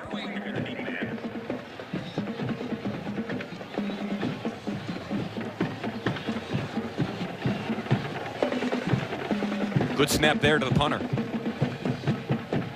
And good boot. Wagner fields at the 30. Look out. Drew Wagner, 45-50. Banged to the bounds at midfield. No penalty flag, just a good, hard football hit. And Drew Wagner said it before, and I'll say it again. Every time that kid touches the football, he's got the potential. He's an exciting little player. I like him. Is he ever? Yes. We got a marker down. Is there? Yeah, Ron Quirk says it's over there. Oh. During the return, personal foul. Blindside block. Number 9, the return team. 15 yards to the spot of foul. First down, Kettle Moraine. That's Eli Rife. So instead of midfield, it'll be back at the 35-yard line. All right, we'll take a break. Midway through the third quarter, and Kettle Moraine trying to add to the scoreboard here in the D2 title tilt. Blazers football here in the third quarter. You may have seen Drew Wagner after the return, a little crampage going on. He got some fluids. He's on the sidelines now for this play, but he's chomping at the bit to get back in there. There he is. So 1st and 10 Blazers at the 29. Shop. Snap coming to him. Navigating. And Shop. Boy, Gary, like there was nothing. He got 3 yards. Yeah, I mean, he's just hard to bring down. He always falls forward. And they're trying to set up a little counter tray here where he fakes to the right and come back to the left and let these guards pull and get out in front of him. But still, his momentum just, when there's nothing there, his momentum just takes him forward. And I pointed this out earlier with Shop. Nolan can throw the football. It's not always going to be, I mean, we haven't seen it yet, but he'll pick his spots. Trying the aerial sneak attack. 2nd down and 7. Shop again. Right side this time. Good push by the offensive line. This offensive line experienced 3 seniors, 2 juniors. Gray Rumor is a junior. Sam Sofel, a 2-way stud on offense and defense. He's going to Miami to play for the Hurricanes. Then you got Roman Brunner. Jorge Benavente is another senior. And the center, undersized, 5'8", 200, but he packs a punch. He's a mauler, Charlie Schmidt. Well, we can't leave out Braden Thompson. Big number 77. 6'8", 300. You noticed. 3rd down and 4. Now Spellman back in there, empty backfield. Shop in motion, fake it to him. Little out pattern here, and catches man at the 45. Yep, they say catch. Mason Reynolds reels it in. 1st down, KM. He threw a nice ball. That was a really nice ball. Bad snap, but he recovers and really gets the ball to the outside. I love the hand catch instead of a body catch. Unbelievable. Right, because if it's the body, then you're jumping in midair and you're trying to shift gears. That was perfect execution by Mason Reynolds. And the senior gives KM the 1st down at the 45-yard line. Spellman still in there. Shop in motion. Shop blocking now for Chase. And a good run by the QB up and over midfield. Boy, it helps to have number 8 too. Sometimes, as you saw in the last 2 plays, blocking to either give Spellman protection to throw or, in this case, protection to run. Yeah, I mean, they kind of work in tandem off each other and also with the passing game as well. They've got a great offense going here. Gain of 5, 2nd and 5. Shop again. Spellman again to the outside. And he gets the 1st down. Tackle made by Andrew Bumgart, but if he doesn't make it and Spellman is down, if Bumgart doesn't make that tackle, then Spellman's got a lot more real estate, and he landed kind of funny. Tough kid. Chase going to stay in there, 6'4", 235. See what happened on the end of the play, Gary. Looks like he fell on his shoulder. That still was a great read to get outside here and then just get tripped up here and falls on his right shoulder appears. So we'll see if that affects him here moving forward. Yeah, Spellman's going to come off of the football field.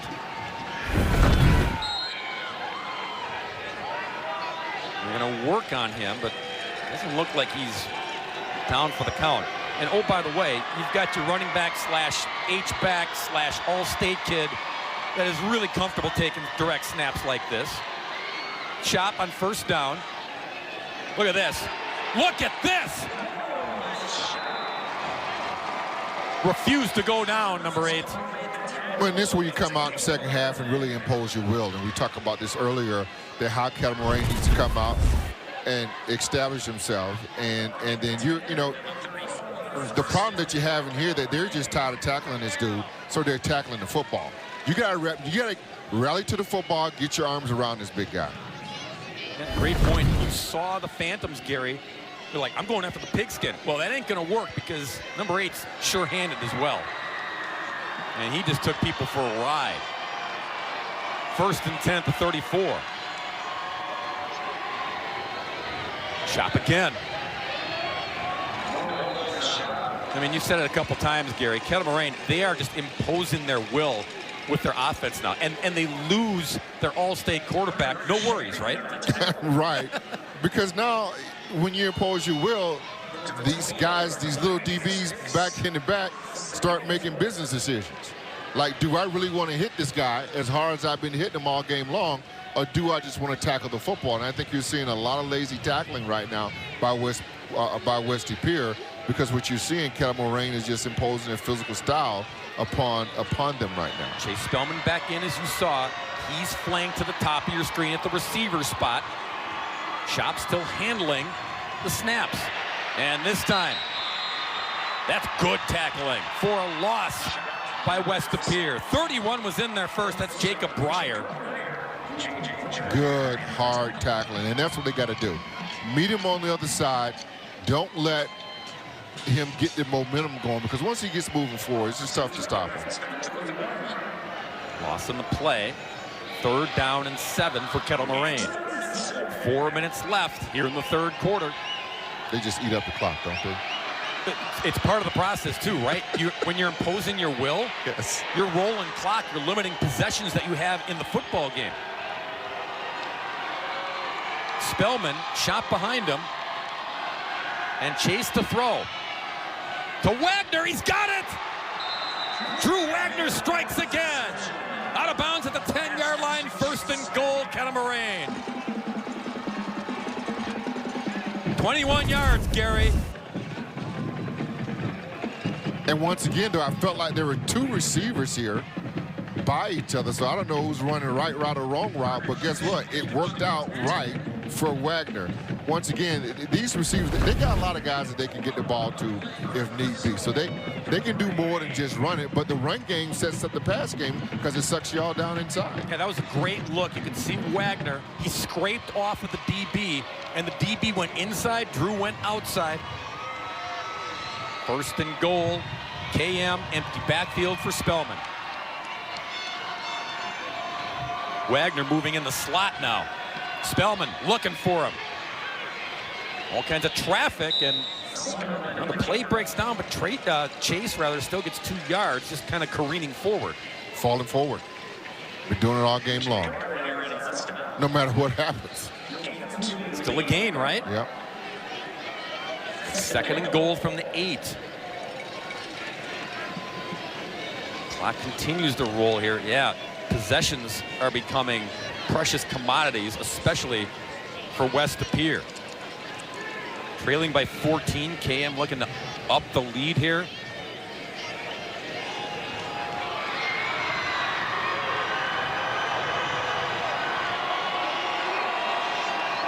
Trips to the top. Spellman. Little dump play over the middle and sliding catch by Chop, but no yards after the catch, just had to do what he could, and actually no gain in the play, so nothing doing there. 3rd and goal. Right, seems like this series of plays here, they just feel like they're just a little bit out of rhythm here. And so you're so far out, you're 3rd and goal, you almost probably have to throw the football here to try to get you in the end zone.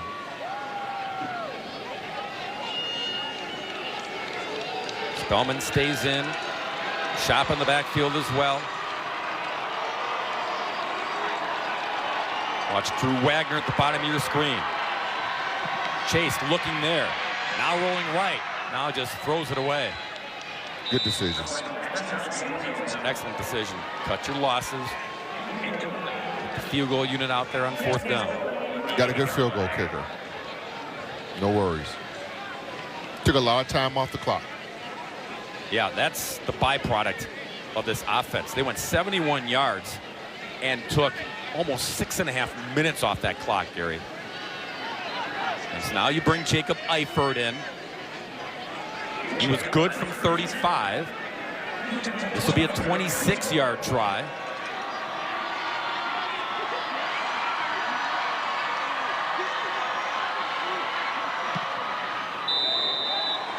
Kick is good. True. Strong leg.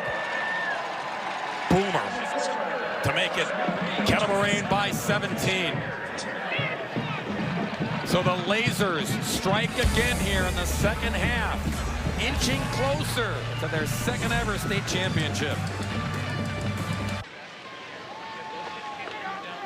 With Gary Ellerson and our crew here in Madison, I'm Bob Brainerd. Gee, I want to see if you're paying attention.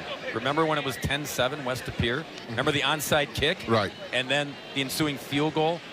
That seems like eons ago because it's been Kettle Moraine 20 unanswered since. And it's a slow 21 answered. So, and for us, as we're watching the game, and they just bleed the clock out.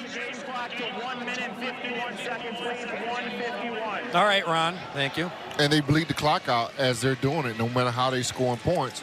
So now you're west of Pere. Now you're facing a situation here. Do I open it up? How much do I throw the football?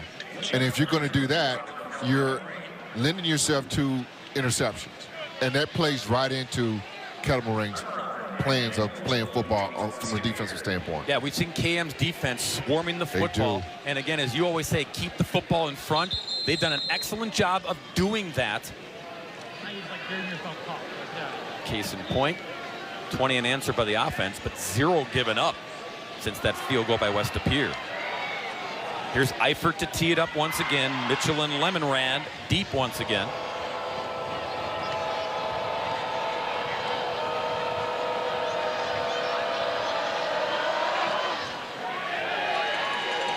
Lemonrad at the 5. And good job, good seal there to knock him out of bounds at the 20-yard line. Pushed out of bounds by Lucas Bunton, number 47. Yeah, it's not only the big plays here, Gary, but for west of Pere, you got to play with some urgency right now. Right. You need the big plays, but you don't want to make the mistake, A, and B, this has got to be kind of giddy-up football. Like their opening drive. Yes. Remember, the opening drive was 3 plays. Right. They need that right here, late stages of the 3rd quarter. 1st and 10 from the 22. And start off with Mitchell. Trying to string to the edge, and a lot of running to get 2 yards when it's all said and done. Lasers have done a good job of containing number 3 since that big play to start this. Well, they really have, and I think most of his yards he's been getting between the tackles. But they have to do a lot of other things with Mitchell. I think they've got to get him out in space like they were doing earlier. I think you've got to get the ball out to him on swing patterns and those types of things. There's the numbers, the receiving and the rushing yards identical, but again, a lot of them came in that very first little screen pass. Kind of quiet ever since for the All-State running back. 2nd down and 8. Phantoms shifting players every which way. Looks like a fire drill here. Now they're set. Chauvel. Nice. Across the middle. Oh, yeah, broken up. Zach Donaldson was there to disrupt things. The junior quarterback. All over this one, Gary. Yeah, Kettle Moraine's very aggressive to the football right now. And now if I'm Wesley Pere and I'm seeing this, you got to run a sluggo here. You got to run a slant and go. They're jumping all these routes because they're feeling like these guys can't get behind them. So you got to run slant and go or hitch and go or something like that to try to get these guys deep. 3rd and 8 for the Phantoms. Schovold. Catch is made. Catch and go. First down. There's the speedster. And that's a terrific call. Get it in the hands of Lemonrad.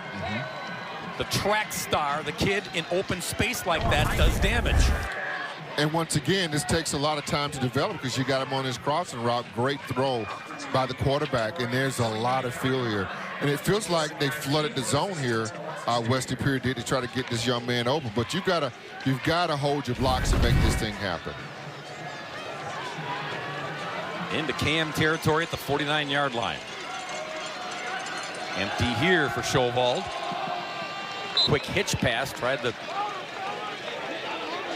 little over-the-shoulder toss to Reisenberg.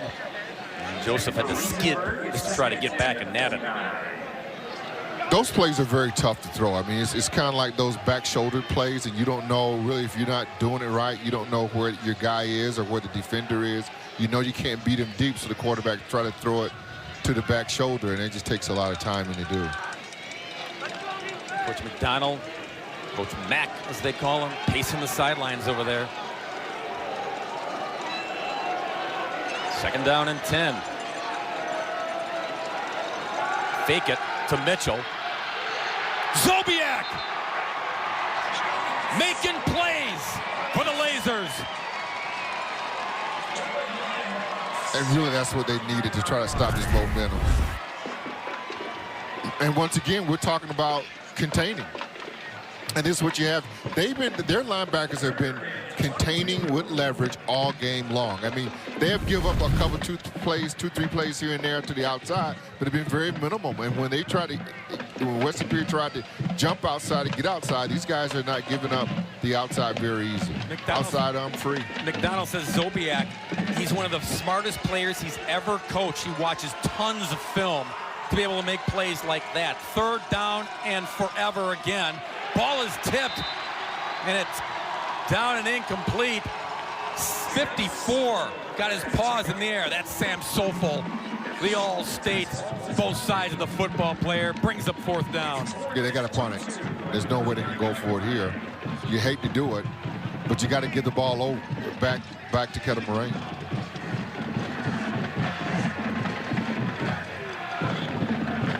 Now 4th and 22. You wouldn't dare. And they won't. Bryce Smith will boot it. Drew Wagner is deep. That was the 7th tackle, by the way, for Zobiak. The kid's been everywhere. But that's nothing new.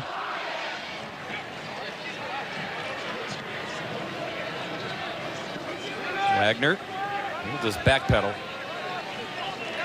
And it's down to the 26-yard line. 4 seconds to go here in quarter number 3. And Gary, if we see another impose your will drive by Kettle Moraine, points or not, that may be enough for them to think about the gold ball trophy presentation. Yeah, that will be the deciding factor. And I love this Wagner kid. He wants every ball. Did you see him after that? The ball bounced in front of him. He really wanted to get it. Then when he couldn't get it, put his head down.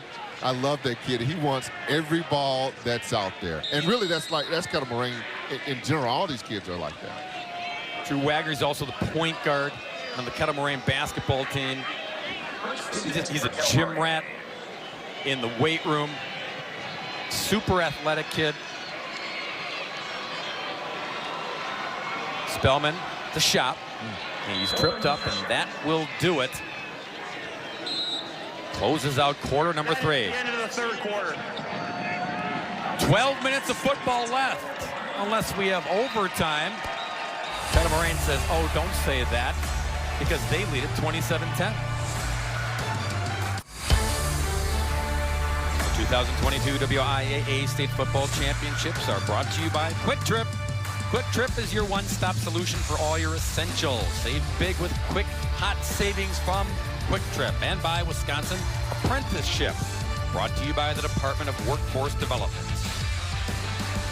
Big board here at Madison says Lasers 27, Phantoms 10 as quarter number 4 gets underway here. 2nd down and 10. We're going to bring in Hall of Fame coach Al Minert after this play, get his thoughts on the 2nd half so far. But right now, 2nd and 10. Chase Spellman. Sideline toss. Wagner. Another great play by the kid. We were talking about that, right? These sideline plays and these back shoulder plays to perfection. Absolutely incredible. You got him on the outside, but this is just work in practice every single day to make that happen. We saw Weston Pere try to do it. They were nowhere near that.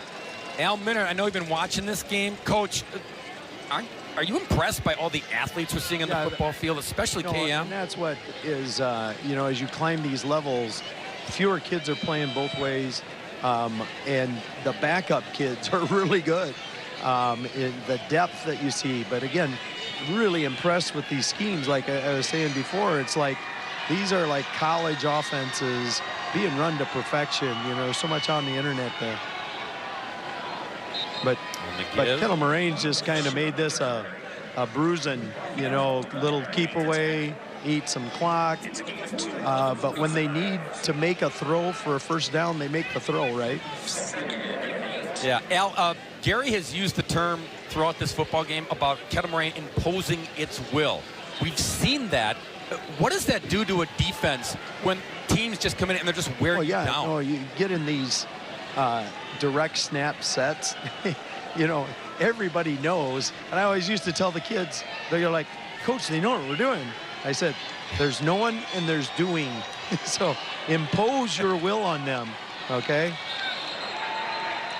It's going to be early movement on the lasers. Will cost them 5. But again, it's sort of this mass of humanity.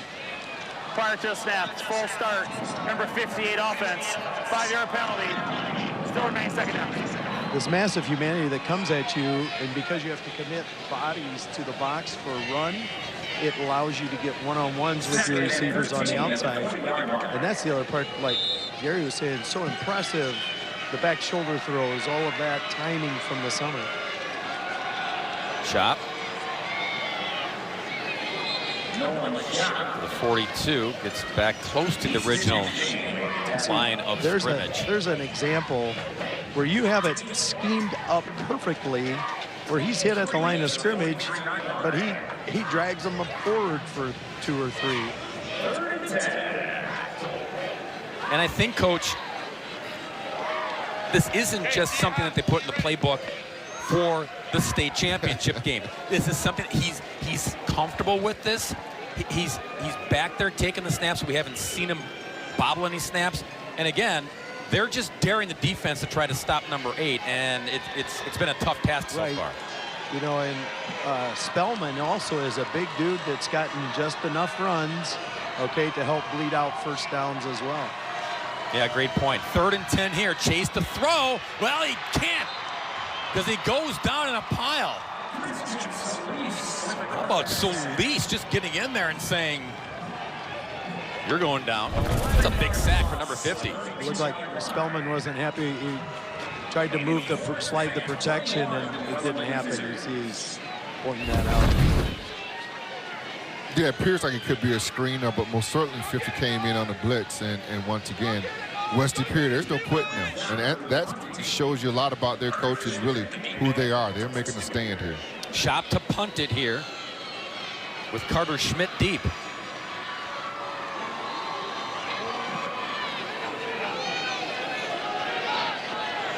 And everyone running down, going to be downed at the 34-yard line. Al Minner, thank you for your insight. We'll check in with you when this one wraps up at Camp Randall Stadium. It's 27-10. Lasers trying to inch closer to that gold ball celebration.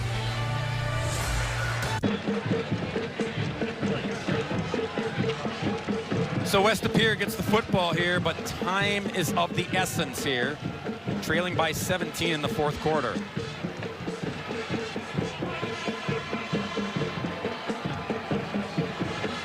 Let's see how creative they can do here to get Najee Mitchell a little bit more involved in the pass game. They're going to have to. Yeah, he's their big play guy. You got to go down swinging. Make sure number 3 is handling the football. In motion here. Chauvel comes back the other way. Catch and run inside the 40-yard line. So you got Kettle Moraine's attention all going the other way, Gary, and then 85 breaks through. That's Mason Werner for big yardage. Total decoy. So they're thinking the same thing that we're thinking. We got to get 3 involved. We got to get this kid, and then they come out the back door on you, and for a sizable gain. Great call. Was it Greason? Coach Greason over there? Chris Greason. Greason. Great call by Greason. 28 yards on that pickup. They need real estate like that. And back to Mitchell, and he gets hog-tied and corralled by Nolan Schott on the defensive end. Kid plays with that same motor that we see when he's in the backfield, Gary. Yeah, and every time Wesley Pere does something positive, Kettle Moraine comes back and kind of shuts him down and says, you know what? It's going to be a little longer day than you actually think. We're not going to give you these chunk plays like we gave you in the first half. Containing Mitchell. It's been the key here ever since that explosive first play. 2nd down and 10. Shovald in heavy traffic and fires into heavy traffic. Incomplete. That was intended for Lemonrand. And now it's 3rd down and 10. Yeah, to your point, Gary, you get the big play and then you try to strike again, and Chop just contains for no gain. And now you got an incompletion. All of a sudden, you can just feel the air come out of the West Pere sideline. No, absolutely. And now they're in basically 4-down territory, dare I say this, because if they don't get it, they're going to get the football back to Kettle Moraine. Phantoms got to have it on 3rd and 10. Down the sideline, and catch is made. Was he in bounds? No. Great get by Landon Norgard. I mean, full extension. He used that big 6'4" frame, Gary. Another look. Beautiful layout. No, I think he's in. Now, knee was out of bounds. The feet never came in. His knee didn't touch inside? I think so. Yeah, I think his knee hit in. Langdon wants a review. And will we get it? Great effort. Another look. Right there, I think that knee is in. The right toe. The right knee. And the toe here, right there. I think that's a catch. And, yep, here comes the review. Again. The previous play is under further review. So again, reviews initiated. There's no coaching challenges here at high school, Gary, but reviews initiated by the officials upstairs. And they're going to take a look at this. Boy, that was close. Norgard, did he get the toe down? Was there a toe drag? If it wasn't, it was great effort. How about that? Oh my gosh, yes. Right? Get another look. It appears to me that it gets the knee, but I can't see the others. But from there, it looks like it's in. Okay. Now you see the knee, is the foot in the air before it can tap? Well, I think if the knee is in, he's in. I don't think the toe has anything to do with it. If his knee comes down here, boom, he's in. So if the knee's in bounds, yes, then it's a catch. It's a catch. Now we've got Pat Miles up here, and he's signaling, yes, it should be. Because the knee is as good as a foot. Right. And Pat says yes, gives us the thumbs up. Or a hip is good. A hip or a rear end, I don't know. Yes. Rear end, Pat says yes on the rear end. How about that? Yes. You can get your fanny in bounds while you're making a catch, and that's a catch. You figured that out. Who knew? Yeah. Right? Some guys' fannies are bigger than others, but yeah. Well, this is super critical, and here's the call from Ron Quirk. After further review, the play stands as an incomplete. Oh, wow. Oh. Wow. Ooh. So it's huge because that was first down. Yes. Now you're sitting 4th and 10. Gotta go for it. Gotta go for it. I think I'm 0-2 in my debut on reviewing calls. Yeah. Yeah. No. Don't go into the officiating profession. No. So yes, no choice here for West Pere. 4th and 10. They need the 28-yard line to keep this drive alive. Movement up front. Prior snap, false start. Offense, 5-yard penalty, remains 4th down. Boy, critical. Very. 4th and 15 now. And it just makes this digging out of the hole process even more difficult for West Pere. Because you feel like if you don't make it, Kettle Moraine can take the football and hold it for 8 minutes. And they very well might do just that. 4th and 15. Toss it. Throw it. Back to Solvold. He's got it. Does he have the first down? I don't think so. He needed the 28, and he got the 29. Great gadget play by the Phantoms, but he's going to come up a yard shy. Did I see Tom Brady do that? The player is short of the line again. First down, Kettle Moraine. Great effort. I thought I saw Tom Brady do that one time. Maybe Russell Wilson. Not at this age. But yeah, maybe in a later life, yes. One more look. You toss it back to Lesage, get it back to your quarterback. Oh, that close, just a yard shy. Kettle Moraine takes over here.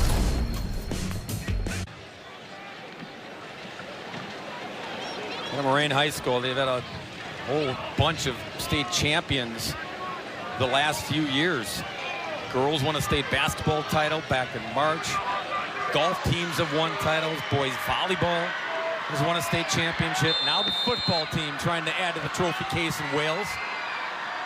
They're just over 8 minutes away of sealing the deal. And Spellman gonna call his own number, and a nice run, first down run, gain of 11 there.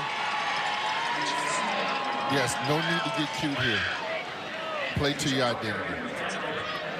Do what you've been doing all game long. Yeah, your identity is certainly the play call for Matt McDonald and company when you're up by 17.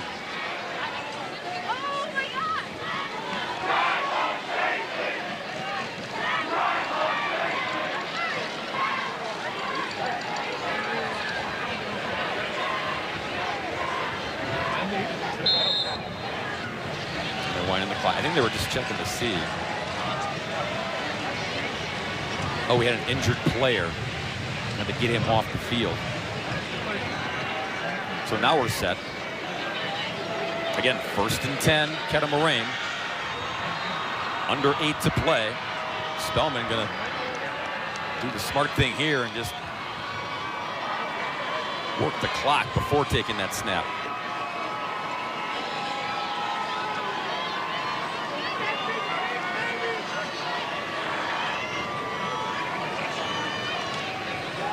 It was like time stood still. And then Chop finally gets the carry for a gain of 2. And still falling forward. Yeah. Even when it looks like there's nothing there, still going to get 2, 3, maybe more. I mentioned it earlier. Kettle Moraine, one trip to the state finals back in 1988. It's been a long time. And back then they beat New Berlin West in the title game for the D2 title, 20-7. Greg Fock was the head coach back then. They named the field back in Wales. It's Fock Field after Greg. And Gary talked about at the very beginning, the Classic 8 is a meat grinder. For Kettle Moraine just to be relevant in football. The shot gets another carry, running over bodies. Almost a first down. Going to be about a yard shy. But Gary, you know, you're a Muskego resident, and you know, I mean, they just beat one another up. And when they actually get to the playoffs, whoever it is, we'll see McGuanago in Division I. Once they get to the playoffs, it's like, oh my gosh, we're on a conference play.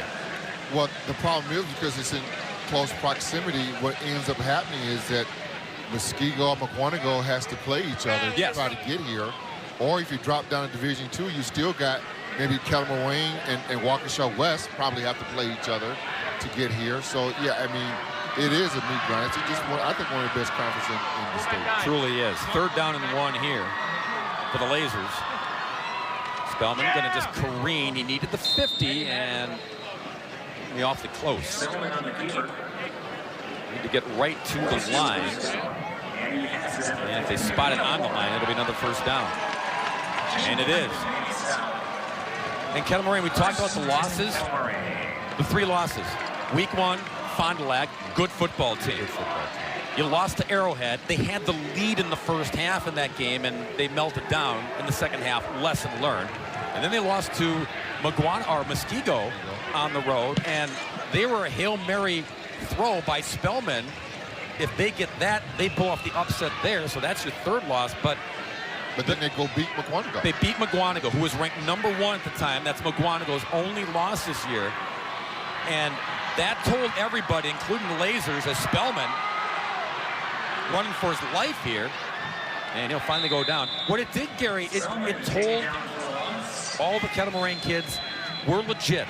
We're a strong football team because we beat another strong football team in our conference.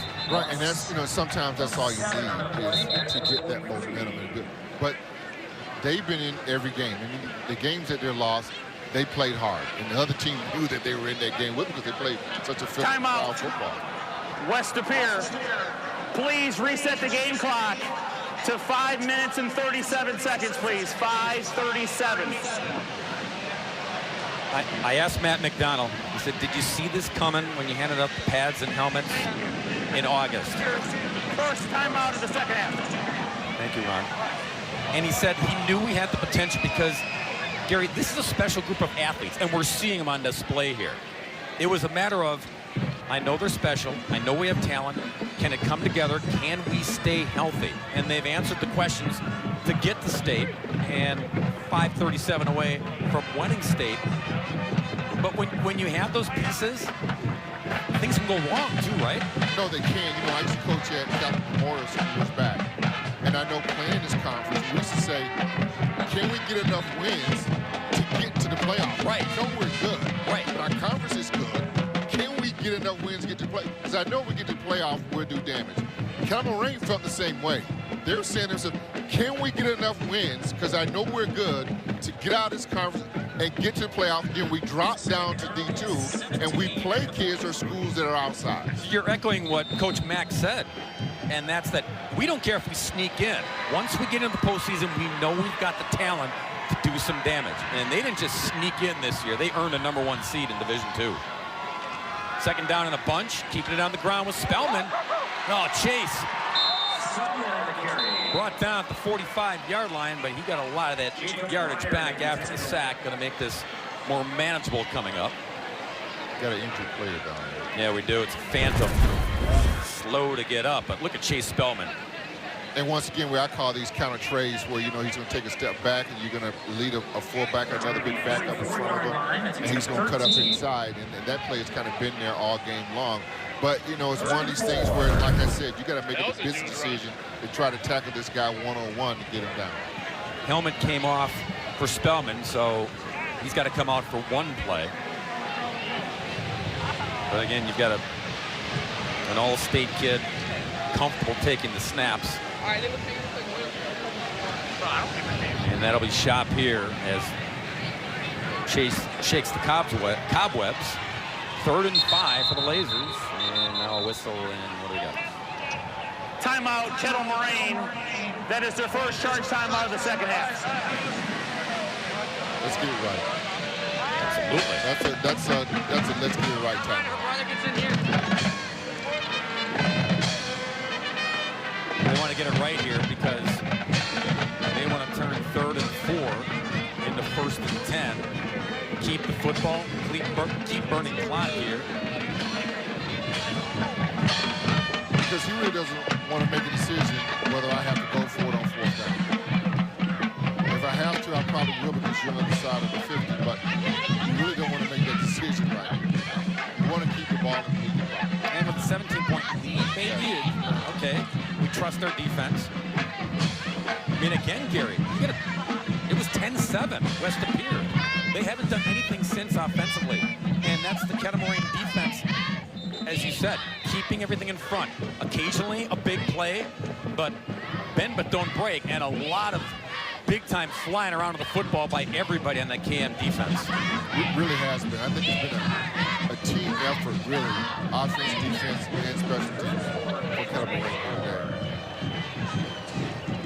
So Shop's going to take the snap here on 3rd and 4. Drew Wagner behind him. Toss it to him. Drew going nowhere. Got a punt. Now they do. Nice tackle there by Baumgart. He's been busy today. And another Phantom that goes down. It's been a tough football game. I mean, it's been some big hits and certainly a cold day. Temperature in the 20s. Well, what you see now, Bob, is just tackling these guys over and over, which I said, fourth quarter, you're just spent. These guys keep coming at you, and you got to tackle them, And by the time you get to the fourth quarter, you just really have nothing left from a physical standpoint. And now you're starting to see Kettle Moraine wear these guys down. You start to see Pere, some of their players go down. This is an official's timeout for injury. Please reset the game clock. 4:47, please. 4:47. And you can hear when Ron Quirk talks, the wind whipping down there, and that's taken its toll on these players this afternoon. Cam so far in this drive, Gary, they used almost 3.5 minutes. And that was the goal. Right. Even with 4th and 10 here, it's like, all right, let's just keep bleeding clock here as Easton Deshane, they're going to help him off. Now we have a timeout, West Pere. That'll be their second charge timeout of the second half. Timeout, West Pere. Deshane, he's only a sophomore, Gary. Youngest brother of Langdon and Sutter. And his coach calls him the baby J.J. Watt. He's only a pup, but this kid has all-state potential, big-time player in the future written all over him. So tough to see him have to limp to the sidelines. Hopefully he's okay. So if I'm West Pere now, right? Am I thinking about coming after this punt no matter what? Why not, right? You're unloading everything. You're spilling it open right now. Right. Down 17. Right. Bringing my special teams coach over. Let's draw up the best play that we've been working on all week to go after this punt right now. And if we hit him, we hit him. Don't worry about it, boys. We'll take it. So it's 4th down and 10.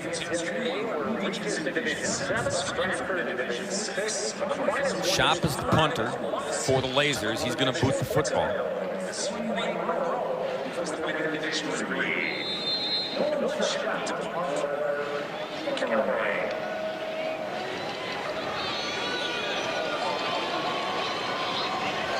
Carter Schmidt is sneaking up. Now Spellman, who can also punt, as you can see. Spellman's the short punt guy. He just does this. Knock it, down it, 13-yard line. I love you. He just does this. That's what he does. That's it. That's it. To perfection, may I say. They're kind of all like that, Gary, right? Right? It's just like, okay, you want me to do this? You want me to punt now? Okay, I can punt. Yeah. And KM starting to feel it on that sideline. 4:34 away from officially being able to celebrate their second ever state championship in high school football.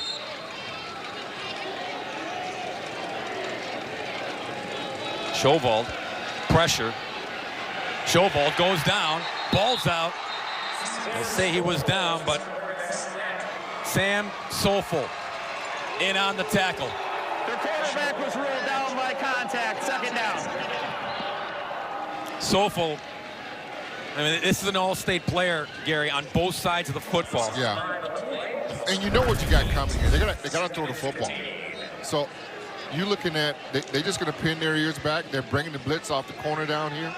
And then Sofel gets up the middle and finishes them off. They got to throw the football to get it. Kettle Moraine's ready. They're just pinning their ears back now. Blitz. Throwing it, and no one home, incomplete. Sam Sofel, Gary, he might be the smartest football player on the field right now because he's going to go play for the Miami Hurricanes. He's going to get out of this weather. I was wondering where you were going. Oh, that's where I'm going with Okay. it. But the Hurricanes, of course, the new staff down there this year, they've been up sniffing around in the Midwest, and they saw what Sofel brings to the table, which he brings a lot. And Sam decided he wants to become a Hurricane. 3rd and 15 here for the Phantoms. Little bubble screen to Mitchell. It's broken up. Zobiak again. Kids everywhere.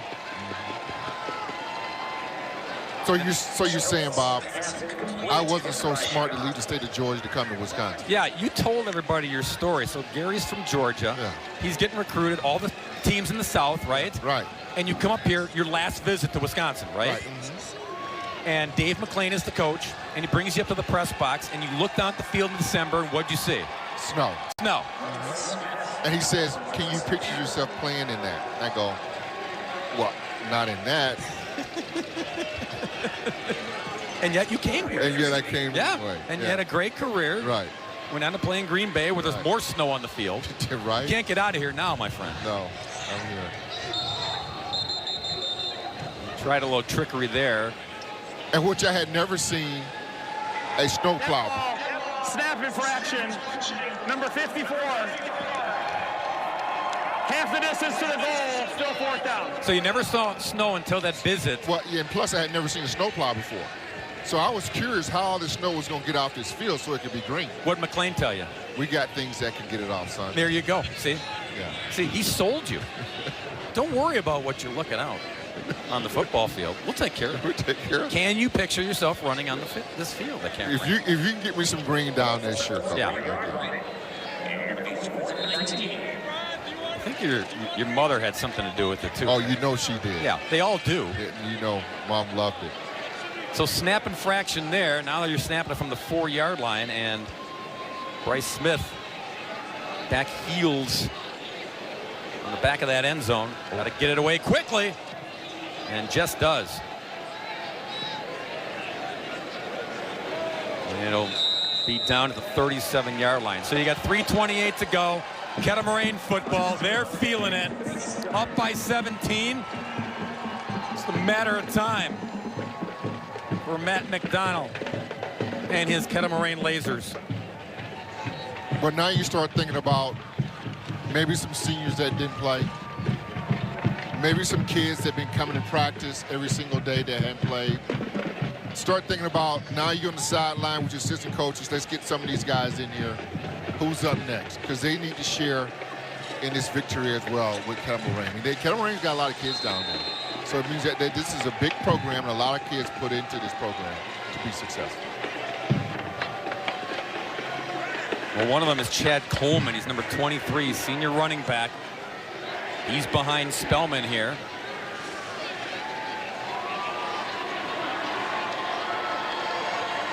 See if they give him a carry. They do. Yes. And a burst. Chad Coleman on the stat sheet here at State football. And that's what it's all about, Bob, right there. That's how you build your program. That's how you keep your program going. You reward the kids. And if I'm Westy Pere on the other side, I'm doing the same thing as well. Because they need to, you know, win or lose, it's still a great atmosphere. And it's awesome that your kids got this far at the state championship game. Yeah, West Pere, what a season they had. Their only loss was week 9 against Bayport. They ran the table for the first 8 weeks and then did it again in the postseason. Beat Kaukauna soundly in level 4 to get here. Spellman gets the first down at the 21-yard line. And Spellman's going to play somewhere. Again, a couple years ago, everyone was in on this kid. And you can see why. Carry the size, the poise, and then the injury. And that happens, and it's unfortunate. But colleges back off. But maybe this performance here and what he's done this year, ending on a state championship, maybe the colleges start coming back, circling back to take another look at number 14. 1st and 10 from the 21.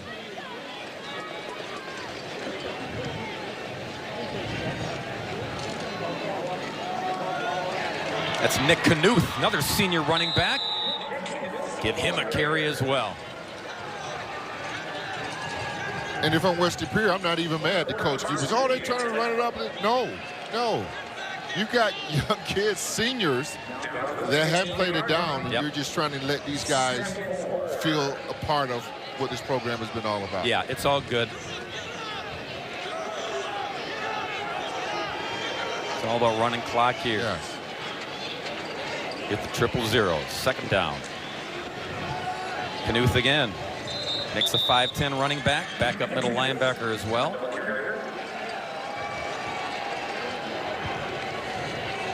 Who's 23, Bob? That's Chet Coleman.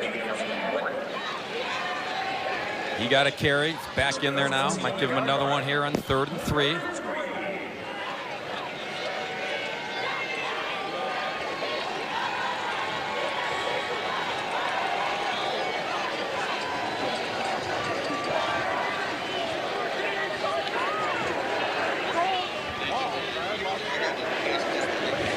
Spellman.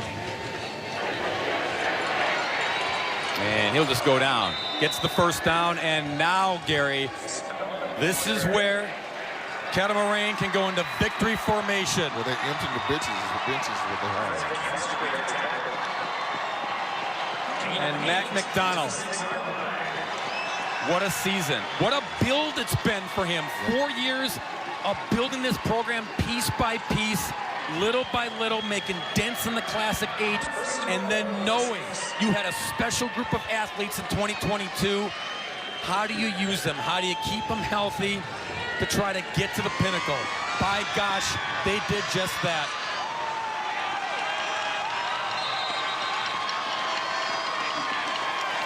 Dead ball, substitution infraction against the offense. 5-yard penalty, still first down. Steve! Steve!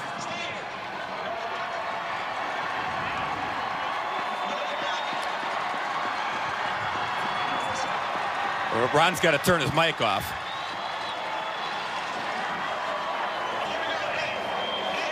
Or Ron can just do play-by-play.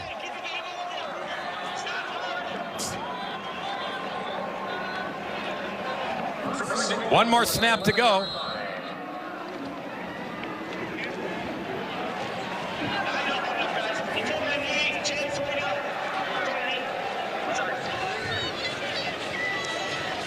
Spellman. There it is. Victory formation. Beautiful. And this football team is state champions in Division II. In essence, Gary, it's a sophisticated heat beam, which we call a laser. Kettle Moraine state champs, winning 27-10. I love it. It's just great for your program. It's just great for the kids. You talk about the community. You know, Kettle Moraine is a great community out. Wales out in that little area. Yeah, Wales, Delafield, you got Genesee. Right. Just a great community. And a lot of these people are putting, I mean, I've been, because I've been in the Class A for a long time, I've been out to Kettle Moraine to that football field, and really, it's the only game in town. Everybody goes to that high school game out in Kettle Moraine. It's absolutely, just so happy for their program. And then they go to LeDuc's afterwards, get some frozen custard. But yes. That'll be... sometimes before the game. That'll be rocking in Wales tonight as well. But what a performance by Kettle Moraine. Again, I got to dial back one more time, Gary. What? When West Pere did the onside kick after they tied it at 7 apiece. Surprised Kettle Moraine. They use it, they kick a field goal, they go up 10-7. And from that point on, Kettle Moraine scored 20 unanswered. And they decided at that point, this is our football game. And they meant it, and they backed it up. Well, I mean, it was a huge momentum swing, you thought, too. And you're right, just Kettle Moraine came out. They figured that they had the better team. It wasn't anything sophisticated. We just gonna run the football. We've got the best players. The coach didn't get overly gimmicky. I got Wagner. I can get him the ball anytime I want. I got a two-head running back here. I can blend those guys into what we're doing. And defensively, they just made West Pere pay every time they touched the football. So really, you got to give credit to West Pere. I thought they played a pretty good game, But Kettle Moraine, they just had better players. And sometimes better players, you have them, they win. It's about the Jimmys and the Joes. Jimmys and the Joes, and the Nolans too, because that kid, as he has done all season long, his entire career at Kettle Moraine, Nolan's shop. It's why he was named an all-state kid on both sides of the football, and we saw it on display here, Gary. A punishing running back, a kid who can also block and catch passes out of the backfield, and then on defense, just a mauler, a high motor kid. So he didn't gasp and say, well, I did all the heavy lifting in the backfield so I can take off plays on defense. He never did he?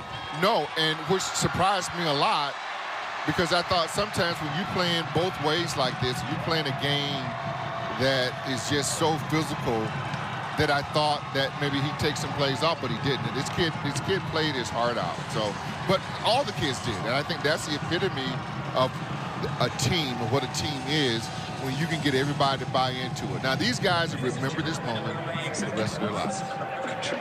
You see Matt McDonald hugging Zobiak, hugging everybody he possibly can. What a ride it's been. And again, it's the classic age. It takes a lot out of you, but the payoff, if you can survive, it's right here. All right, down to the field, Nolan Shop joining us. Nolan, congratulations. We've been talking about it the entire game. The fact that it's been a 4-year process, but it sure paid off in your senior year, didn't it? Absolutely. Couldn't be more happy. This is a great team, great community, and first time since 1988. Couldn't be more proud of these guys. Yeah, you know it because you play on Bach Field. That's the only other time you guys played at State. Let's go back to the McGuanago game. That really had to make you guys believe that you could make a deep run, I'm thinking. Absolutely. That was all a team effort. That was the first time we clicked both sides of the ball, and right there we knew we'd compete with any team in the state. We knew we would come out here and win. All right, Nolan, we want to let you go so that you get your hands on that gold trophy. It's going to be a special moment. Congratulations. Go enjoy it. Thank you so much. That's Nolan Shop.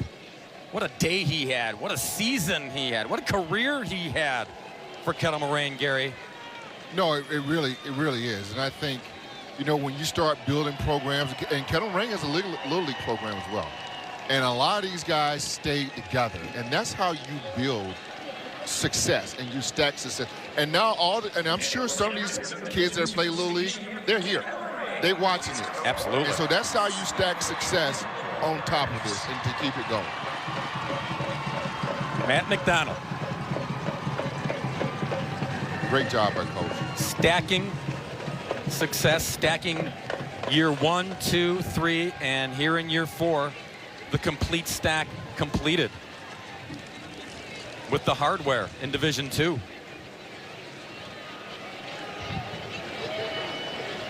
Again, he had a special group of athletes. He knew it. Keep them healthy, keep them engaged, keep them focused. Good things can happen when those things happen.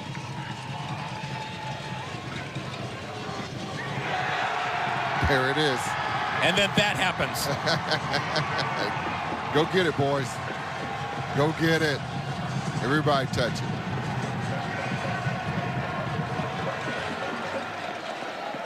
Party in Wales, Wisconsin, ladies and gentlemen. Lasers, our state champs in D2. They knock off West of Pere. We'll come back to wrap it up and get you set for Division I when we return to the camp.